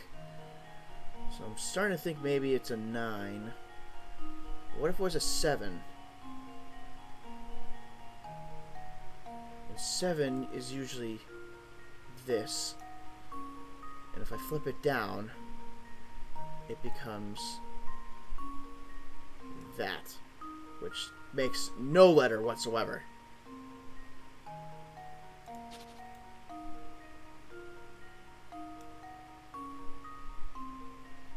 What about 4?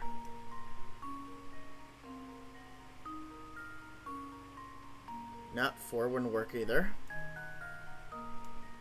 3? Wrong way. Wait, how did I do 3? Oh, I was doing it the right way.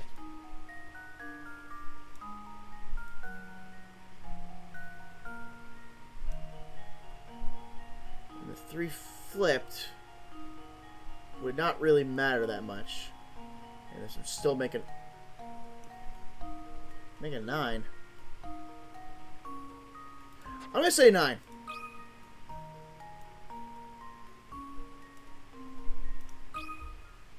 And now to test my theory. Ah! So maybe 6? My, this one is quite formidable. I'm pretty sure you're supposed to fold the ticket, but I don't have the book on me.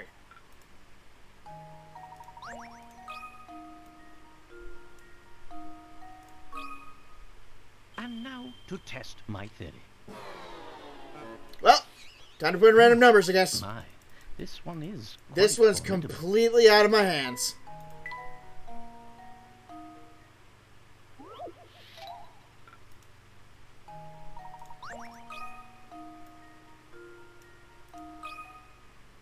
This should do the trick. Well, I suppose you can't win them all.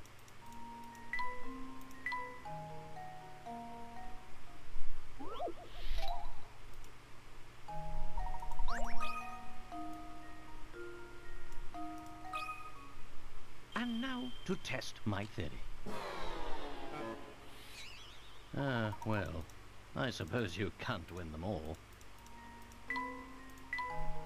I will go through every flippin' number. I don't care.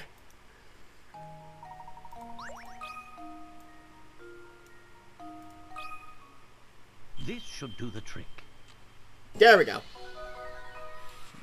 A true gentleman leaves no puzzle unsolved.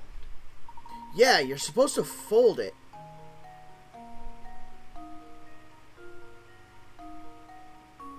The missing number is 2. If you fold the ticket as shown and line up the two sets of numbers, they form letters that spell out the phrase 4 full cents.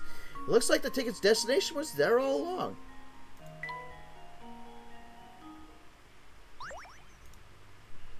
I get it. Well, I suppose it means we've almost reached our destination. Yes. Oh, wow, this is strange. When did it get so dark? What do you mean?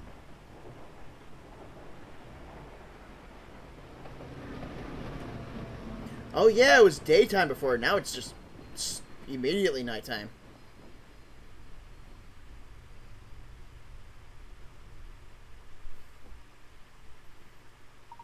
I do believe we've arrived at the next stop.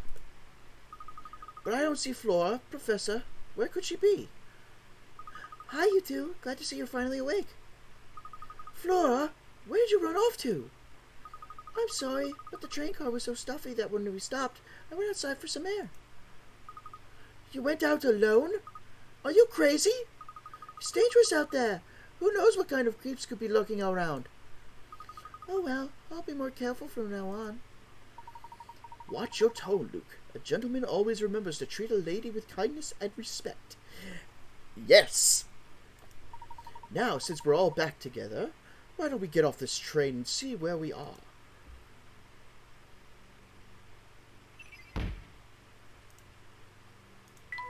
The ticket was for those headed to Full Sense, a destination accessible only to those riding in a particular car on the Monetary Express. It would seem that Dr. Schroeder must have visited Full Sense sometime before his death. Alright, time to go see what we can see.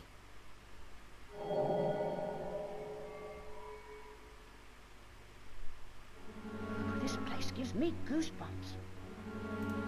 Yes, I'd second that. I'm sticking close to you two.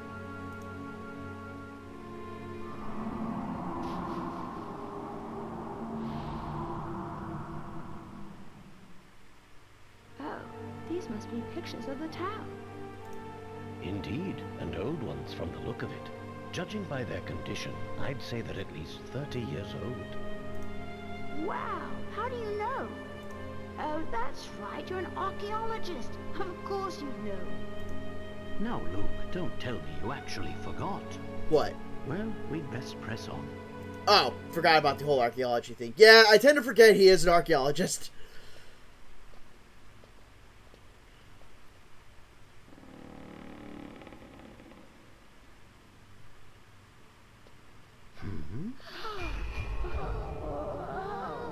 What on earth? Professor, what was that? Let's go. Oh. Oh my.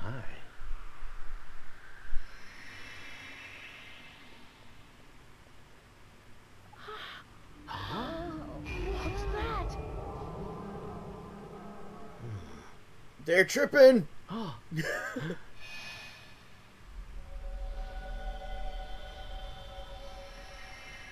Just what is going on here?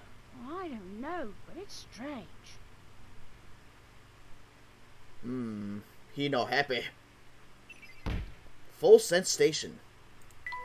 Minutes after Professor Layton, Luke, and Flora's arrival in Full Sense, the rundown train station transforms into a gleaming, ornately decorated building right before their eyes. What caused the sudden change to the station's appearance? Following rumors of the Elysian box, the Professor, Luke, and Flora set foot in a strange town. But cautious as they were, nothing could have prepared them for the events to follow. Save your progress? Yes. Now we can do a little exploration. Chapter 4, The Phantom Town of Full Sense. These cutscenes are always great looking, especially for the console. I know. Even if the voice acting's a little choppy, it's beautiful. They put a lot of love into the Layton series. So this is the Phantom Town we heard about, It's like something from a horror novel. I find the place unsettling too, but we mustn't let that keep us from our investigation. Who knows what kind of valuable information we might find here about the Elysian box. The Professor, Luke, and Flora decide to walk around the town. Oh, hey! We saw you back in the other place. Oh, funny running into you here. Hello, howdy, hi, and all that. Hey, you're... Oh, the mailman, yep. I've got mail to deliver here. But so dark that it always takes forever. No wonder the people always seem so edge on here. So edge here. Well, that's all the more reason I need to bring a little sunshine into everyone's life with the mail. Wow, you deliver letters all the way out here? I sure do, and I've got a schedule to keep while doing it. So on that note, I'll be off. See you around. It would seem our friend the postman works a very, very wide area for mail delivery. Really? But how does he do 2 routes every single day?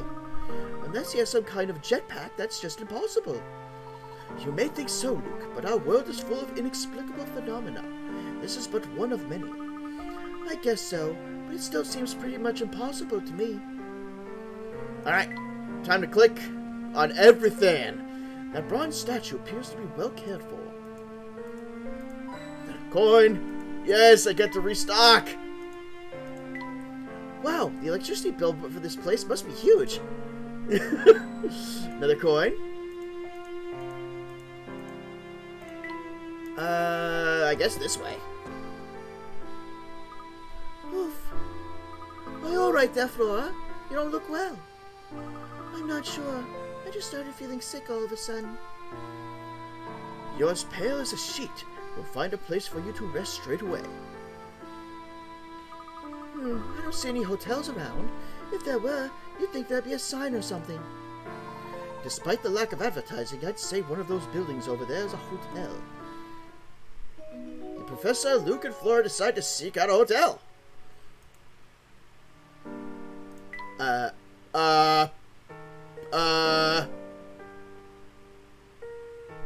Which one? I have like 4 choices. Where's the hotel?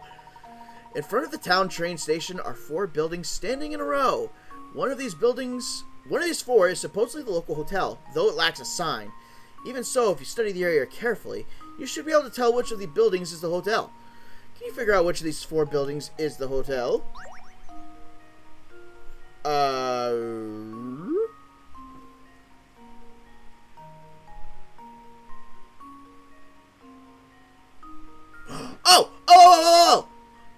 I just saw it while looking at these. H-O-T-E-L. See. Here goes. And that was for 30 points? What the heck? That's right. The windows and door of building C spell out the word hotel. That is a massive stretch to make the word hotel work. Oh, we got an ingredient too. Dream fluff. How you doing, Flora? Any better? A little bit. I think with a little rest, I'll be back to my old self. Flora, Luke and I are going back out to learn more about the town. Why don't you stay here for a while and rest up? Yes, take it easy for a while, Flora. We'll be back before long. Thanks, Luke. Be careful out there. You too, Professor. Do you think Flora's going to be all right?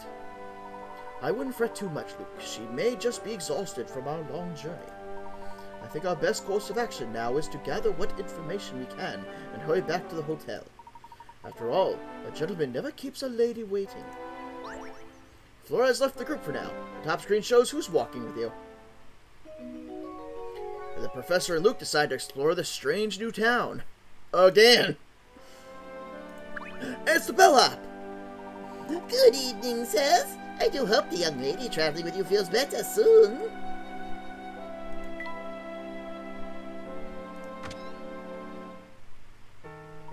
Everything I've seen leads me to believe that Dr. Schrader visited Fulsense. The Elysian box and the facts we need to solve the mystery of his death are close by. I'm sure of it. Do you think whoever stole the Elysian box might be hiding here as well? It's still too early to tell, but I'll know more if we can figure out why Dr. Schrader ventured out here in the first place. For now, our best course of action is to search for anything connected to the Elysian box. Let's get to it then. Lead the way, Professor. Alrighty! Time to wander about, see what we can see.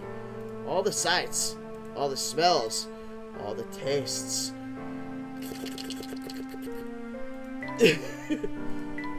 What do you suppose this building is? It's the Sniffatorium. Mark my words, Samuel. It's here in town. I can guarantee that. You want to scour every inch of this place and bring it back to me at once. Got it? Oh, come on, Uncle. Do you really think it's everything people say it is? I don't know. It kind of sounds like a lot of baloney to me. Are my ears playing tricks on me? I could have sworn you just told me that my information was wrong. You're in no position to be lecturing me on the subject. Now, get out there and start looking. Okay. No need to blow gasket. I'm going. What do you think Mr. Beluga and the train conductor were talking about, Professor? It would appear that they, too, are out on the hunt for something. Oh, look over there, Professor. What on earth could that be? Hello? Fulsense has really good music. It's very soothing, but it's a sad soothing. It's some variety of strange book. Perhaps someone dropped it while running about town. Yikes, get a load of this crazy cover. What's the symbol on it? Let's have a look. The symbol seems to be in the shape of a goat. Well, whatever it is, it gives me the willies, but I do wonder what's written inside. Hard to say with the book locked up as tight as this, isn't it? Still, the symbol's very intriguing. Say, Professor, maybe somebody in that antique shop over there can tell us something about it. Excellent idea, Luke. Let's begin our investigation there. The old diary option has been added to the trunk. Beluga's search. Beluga seems to be working Sammy like a dog, sending him all over town in a frantic search for some unknown item. It's unclear why Beluga would set up a secret train connected to Fulsense, but it's clear this item is very important to him. What could it be? It goes really well driving through rural mountain towns in the fall-winter. Yes, that very somber, cold atmosphere with this kind of slow, peaceful music. It's nice. I can definitely see where you're going with that. The Professor and Luke decide to visit the local antique shop. As soon as I am done thoroughly clicking here. Street vendors are so cool. What did I just do? Oh, I think I'm in the antique shop. And hello, Professor. Hello, Officer Chelmy. Inspector Chelmy? Where did you come from? Took the words right out of my mouth, laddie. Was expecting to see you two in a place like this. After some field work in Dropstone, I was able to deduce that this town and the Elysian box are linked. Dr. Schrader has stockpiled quite the stack of research on the Elysian box. The criminal I'm in pursuit of more likely than not killed the doctor to get his hands on the box. So instead of chasing the man, I decided to chase the box. When I find it, I'll find the culprit. Wow, that's a solid bit of reasoning there. I didn't expect that from the inspector. Did you say something, lad? No, sir. Not a word. Good, because I've got no time for idle chit-chat. I've got a murderer to catch and cart back to London. Come along, Barton. We're leaving. Yes, sir. Alright, there's gotta be a hidden puzzle in here. I wonder if this mirror is valuable. Better be careful. These lights match the shop's mood quite nicely. It's too gold in here. No puzzle at all in here. Not even a coin. Huh. Good day. Are you out shopping for anything in particular? I apologize, but we're not here to shop today. However, I was wondering, have you ever heard of an antique called the Elysian Box? Oh dear, here we go with that box again. You know, you're the third party to ask about it today. The third? Those two detectives you saw were just asking about it, and a half hour ago there was a young lady. She seemed interested in knowing whether anyone had been searching for the box around town. Can you describe the young lady? Oh, she was quite the beauty. She wasn't a local, but she had a face that just seemed familiar. And the officers, well, they said they were here on an official police investigation. I'll tell you what, I've told everyone today. I wish I could help, but this box you're after is news to me. One of my visitors, I forget who, mentioned something about the box having quite a history behind it. If the thing was ever in full sense, it might be worth checking out the Herzen Museum. Where might we find this museum? Just look for the big building in the middle of town, a ways to the north. The museum houses a wealth of documents celebrating the history of our town. This is all extremely useful. Thank you for your suggestion. We'll be sure to pay the museum a visit. Oh, before you run off, would you mind if I took a look at that book you've got there? Feel free, my good man. Yes. The construction is quite unusual for a book of its age. Lovely work and very rare, I'd say. Would you happen to know anything about this symbol on the book's cover? I was just about to comment on how familiar that symbol feels, though it has no significance I'm aware of. I must confess what drew my eye to the book were its locks. Old gadgets always fascinate me. Its construction is very basic, so you might be able to turn the locks with any old key you stumble upon. As a matter of fact, here, why don't we see if this key does the trick? It's my way of saying thank you for showing me something interesting. Oh, many thanks, my good man. You got a diary key. Gee, it's too bad we didn't find out more about the book in there. It certainly would have been nice, but we'll have to put the book aside for now. It's time to pay a visit to the Herzen Museum. Professor and Luke decided to visit the Herzen Museum. Thank you for the exposition.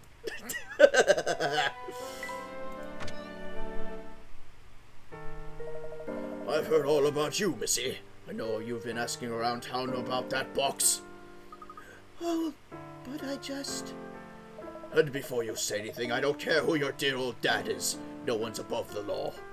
In my eyes, anyone out chasing the Elysian box moved to the top of my suspects list.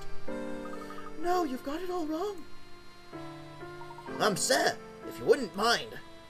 What is it, Barton? Can't you see I'm in the middle of something here? Yes, about that, sir. The criminal we seek killed a man to obtain the Elysian box, so the villain should have it already. If the young lady was a culprit, she'd have no need to ask around the box, in my opinion, sir. Oh, is that so, Barton? I don't recall ever asking for your analysis of the situation.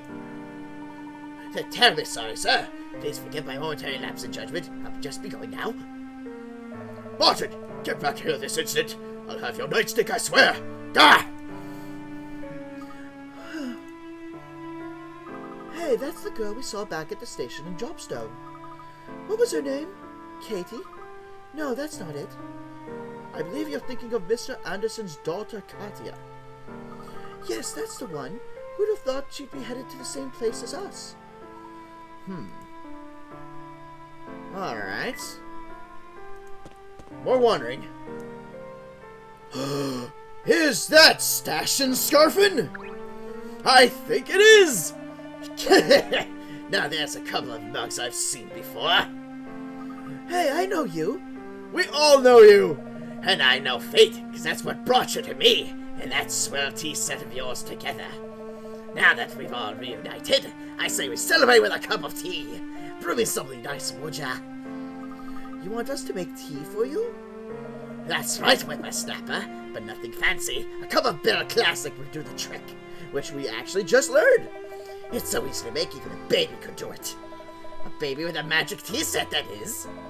Anywho, all you need is some oasis leaf, a little brisk berry, and a sprinkle of bell tart seed. Which I believe is this one. Serve. Shove this down your gullet. Fantabulous. Oh, fantabulous. A smile spreads across Stash and Scarfin's face. He seems restored and cheerful. And still rocking that awesome stash.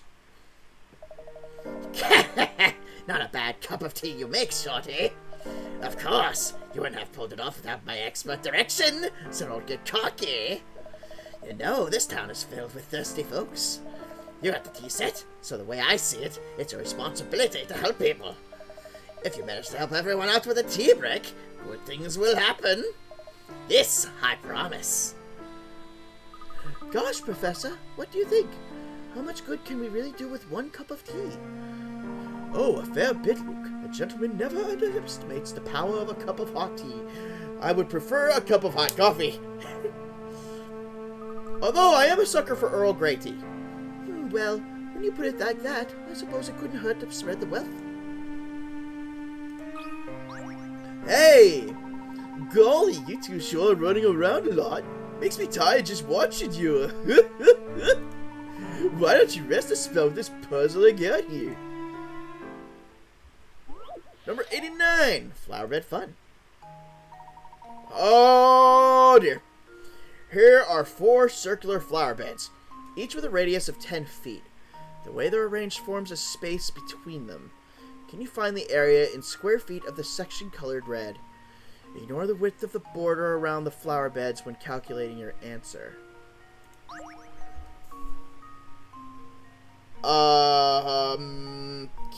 Okay.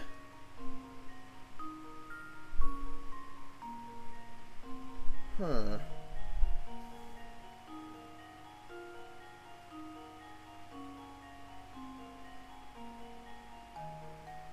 Square feet of the section colored red below. And this is a square feet of 10. So let's see, 10, 10, 10, 10. And then here.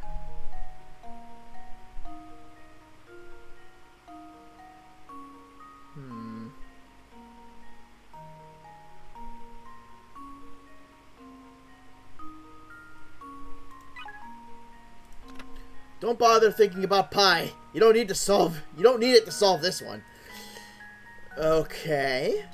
If you drew straight lines between the 4 center points of each of the flower beds, it makes a square. Straight lines between the flower beds.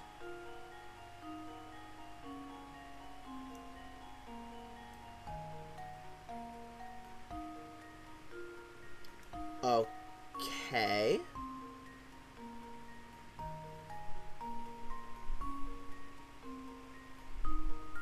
But does that really do any good? From the points where 2 flower beds touch, draw 2 diagonal lines that cut through the center of the diagram and end where 2 other flower beds touch. These 2 lines should divide that middle space between all 4 flower beds into 4 neat sections. What can you learn from those 4 sections? From the points where 2 flower beds touch. So here.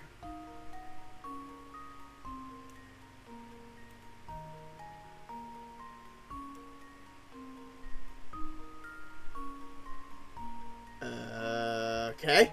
It makes an X.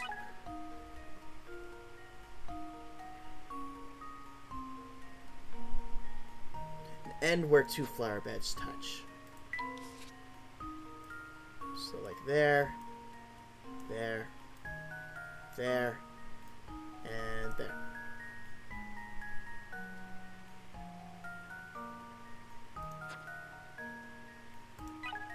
These two lines should divide that middle space between all 4 flower beds into 4 neat sections.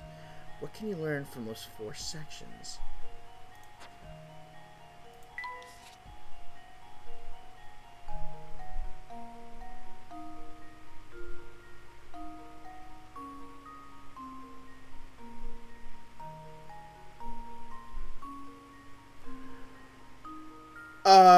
I learned nothing from these 4 sections.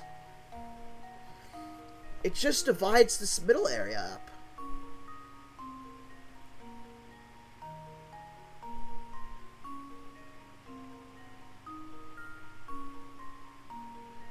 Square feet.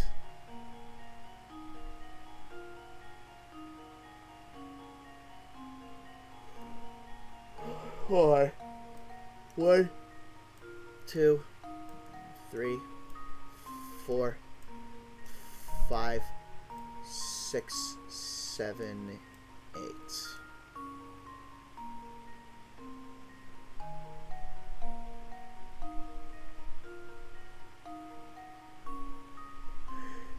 Maybe the inside here is only an...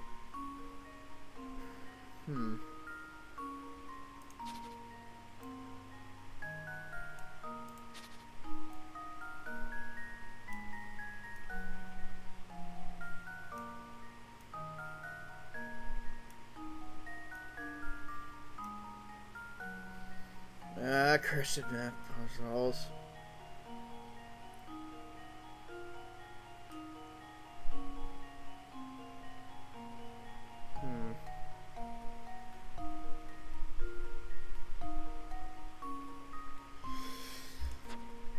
I'm gonna say that the inside is gonna be like a 1-foot diameter.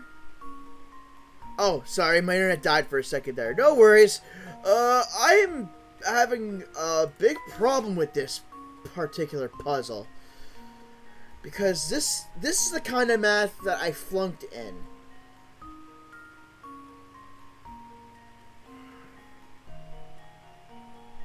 I was about to say, does each one here count as like 1 foot in diameter? And if this is 10 feet diameter, or 10 feet radius,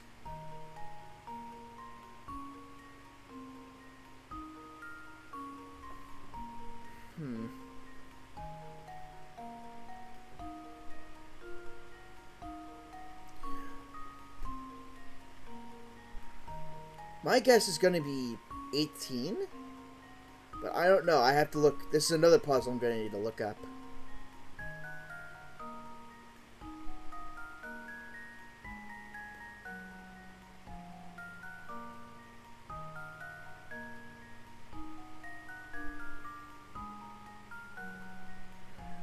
Yep. Not even close. Way wrong.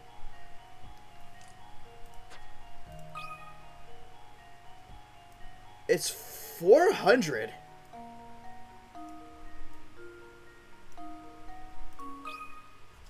Why 400? I don't really know too well. Huh. Wonderful.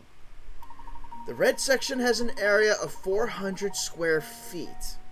If you quarter the space between the flower beds and fit the pieces to the circle as shown in the diagram on the right, you can turn the circle into a square. Oh, by taking the 4 pieces and adding them here. But I still don't get where the hell the 20 comes from.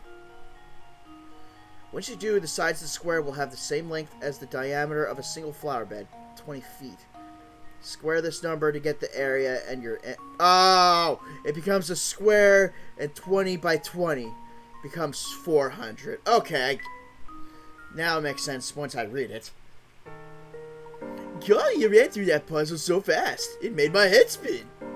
You're one of those people who does everything all slick like her. I get tired just thinking about it. Oh, we got a... Oh, pepper cherry. It's a tea blend. I thought it was a freaking hamster toy for a second.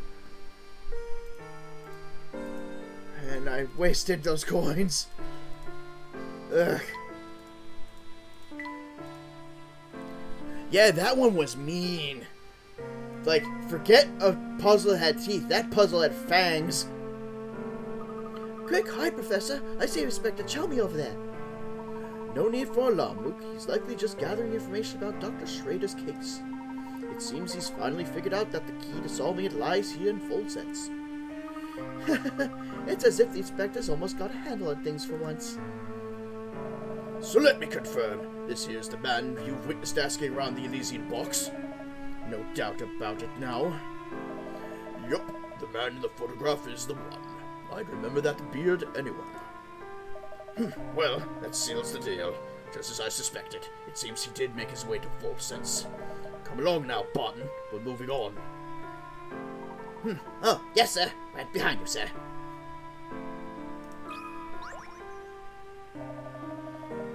I wonder if my chat issue is fixed from resetting the app. Ah, good, it went through. Yeah, I have to do that. Like, if I turn my tablet on and open up Twitch too fast, I can't get into chat normal. Sorry, sir, but I can't let you in like that. You've got a dress code, see? I'll need to take that hat from you. So you're saying that we can enter if I give you a hat? Give you a hat, not my hat. Hat trick! We lost internet for a bit. Then the app wouldn't let me send chat messages. Ugh, sorry you had to go through that. Ooh. Taking Felix's request for that hat at face value, you must now find another hat to hand over from the pattern shown below. The hat you're looking for will be the same shape and size as the one shown in the pattern, but it might not be facing the same direction. Here's your stylus to outline your answer. Alrighty then.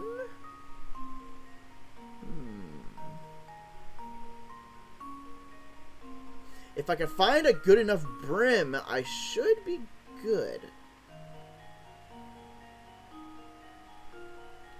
The problem is its positioning. Fortunately, it won't be going into diagonals. Thank you for the hydrate redeem. Frig, 1 sec.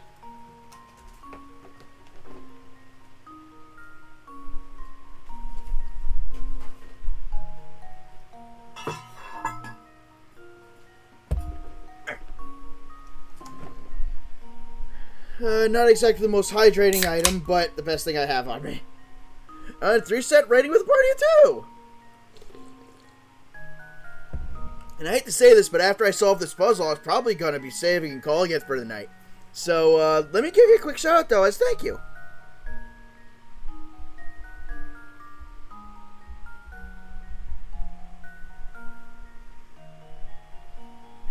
You're playing World of Horror. Pikmin!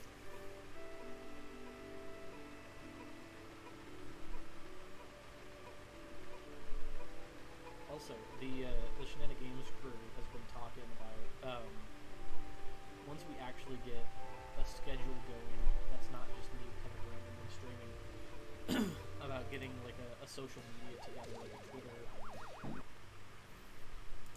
Pikmin! Alright, now we gotta find this hat.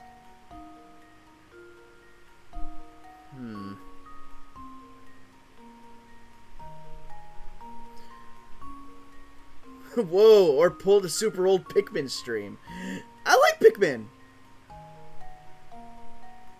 I really gotta play that again, though. It's been way too long.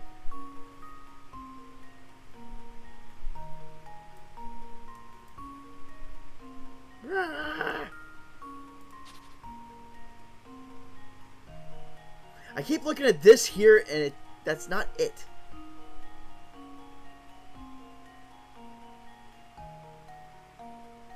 It'd probably be easier to see where I could find this.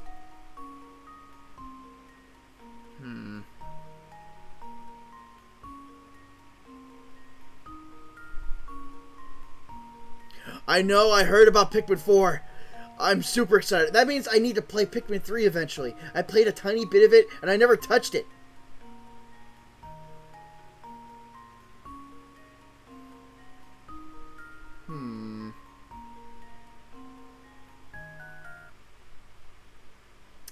Oh my god. Not now, antivirus. Jeez. You picked the most inopportune times.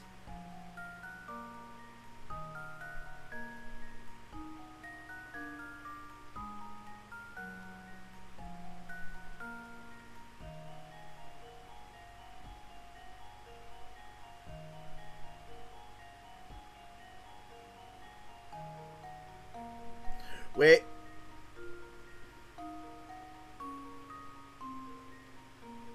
Aw, that's gonna be too long. Darn it, I thought I was, like, here.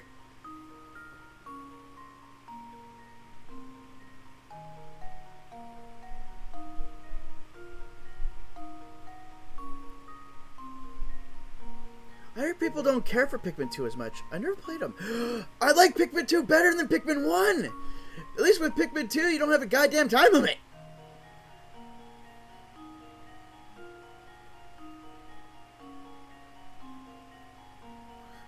Wait a sec.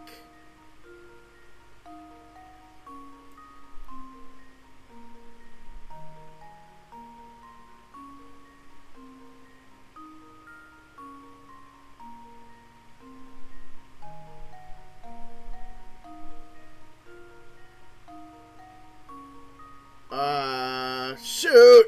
No!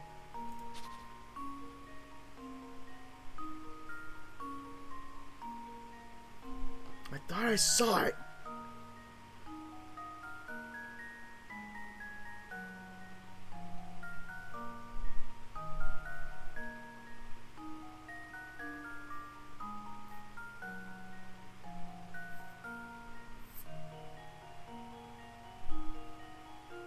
Wait!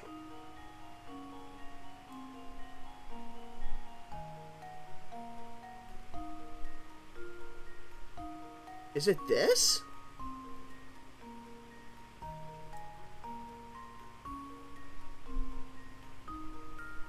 Or is it not long enough?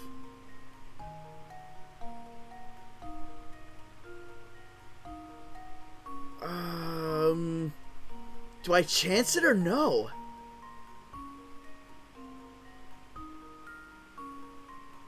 I don't know what to do! It's the best hat that I've found so far! I mean, to be fair, the brim isn't exactly as long as the one that shows here, but it's... I feel it's close. I'm gonna try. Come on! And now to test my theory. No! Oh, my. This one is quite formidable. The hat is there, and the brim wasn't long enough. Damn it. That looks so good!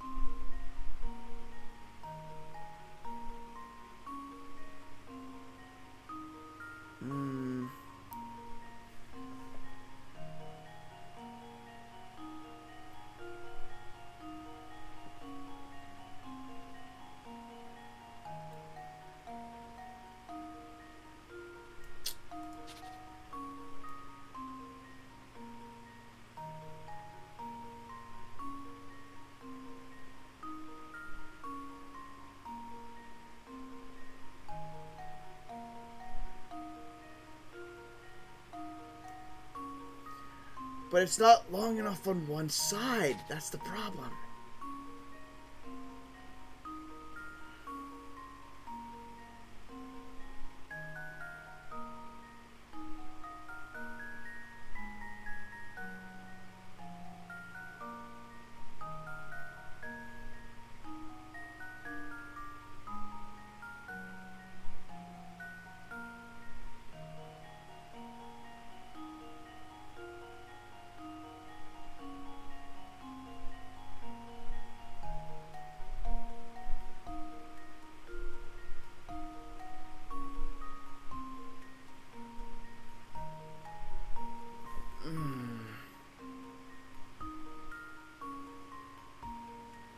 Vay thinks he sees it. If you could try to point it out as best as possible, buddy, I will try to outline it. Like, if you can, do it in, like, quadrants, I guess? Like, let's do this. 1, 2, 3, 4. Just tell me which one you think you see it in.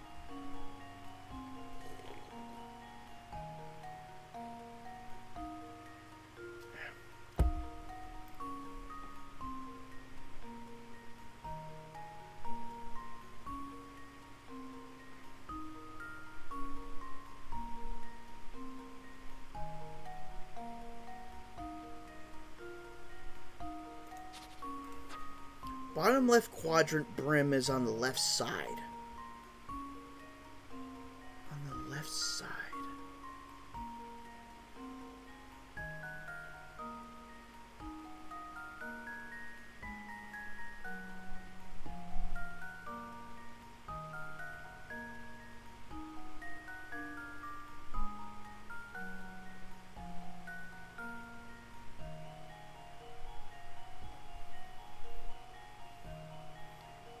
Hat tilted to the right.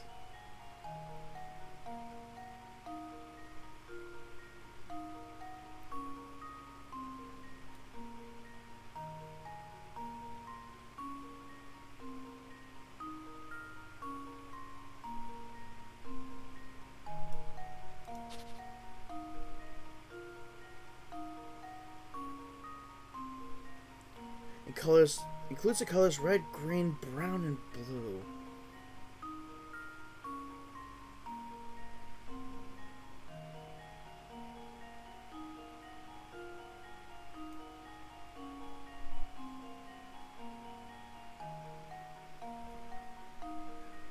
Will that be too long? Starting at the red just below where you tried.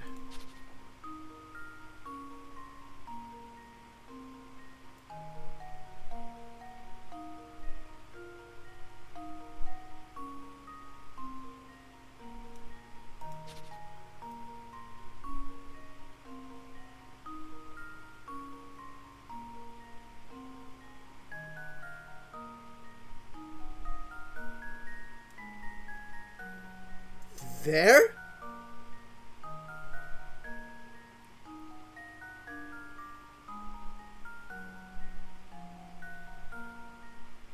Almost.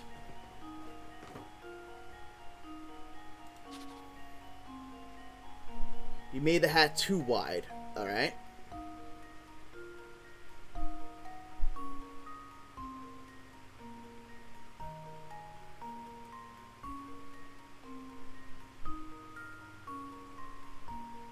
How about that?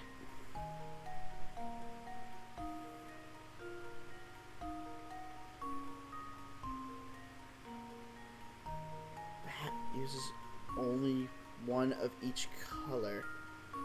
Huh?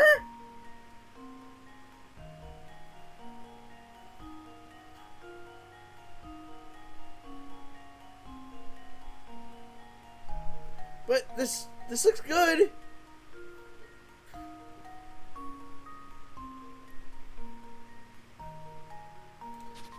Only uses one of each color?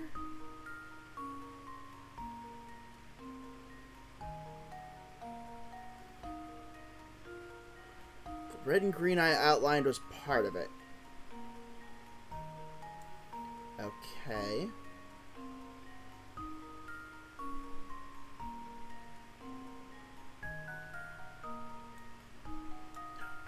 A little thinner than I'm making it.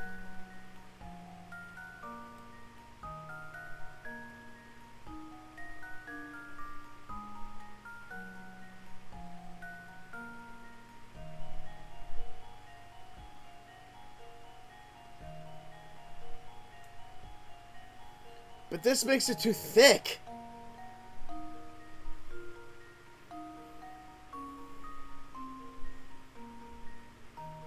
Nope, that's a Chungus. That's a big Chungus hat. One of each color.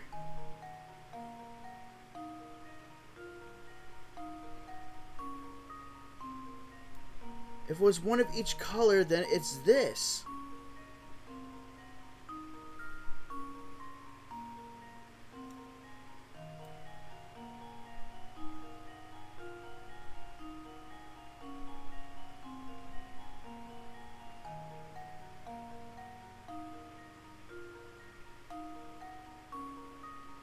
But once, oh my god, I'm gonna get a headache.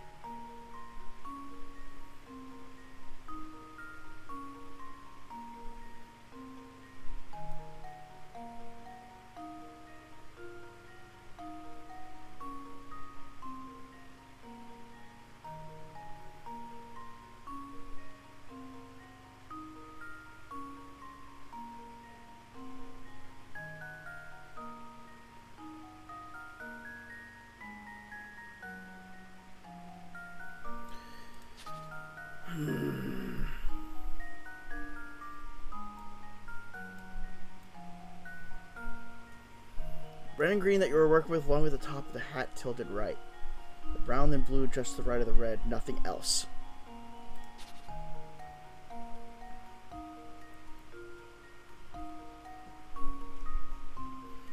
Alright, the red and green that I was working with, along with the top of the hat tilted right. It's tiny. Okay.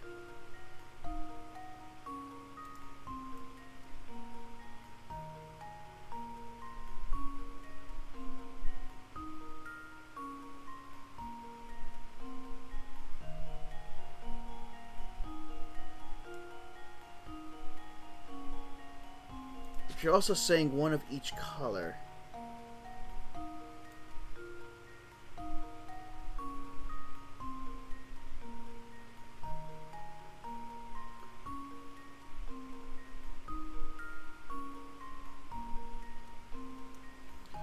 That?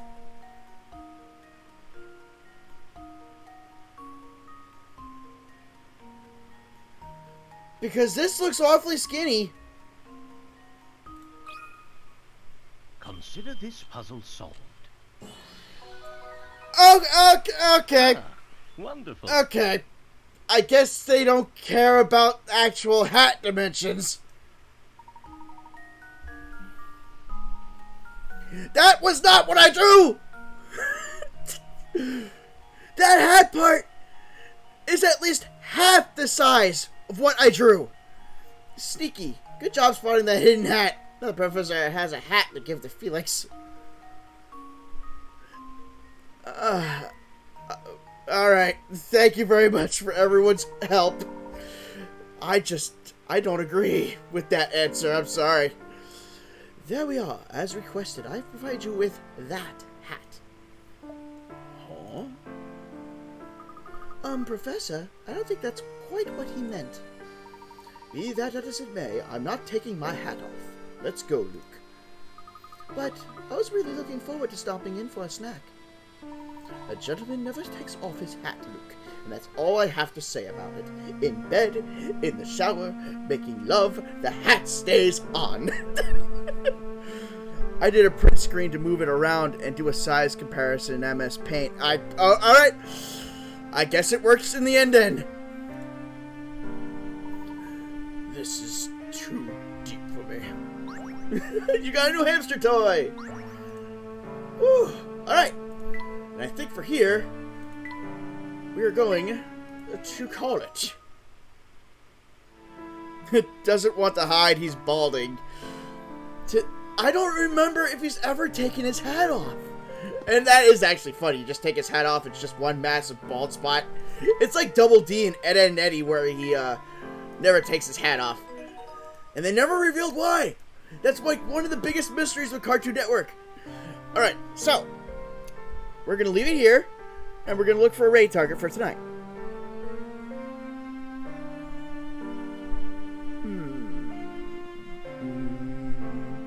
Oh, Teeny streaming.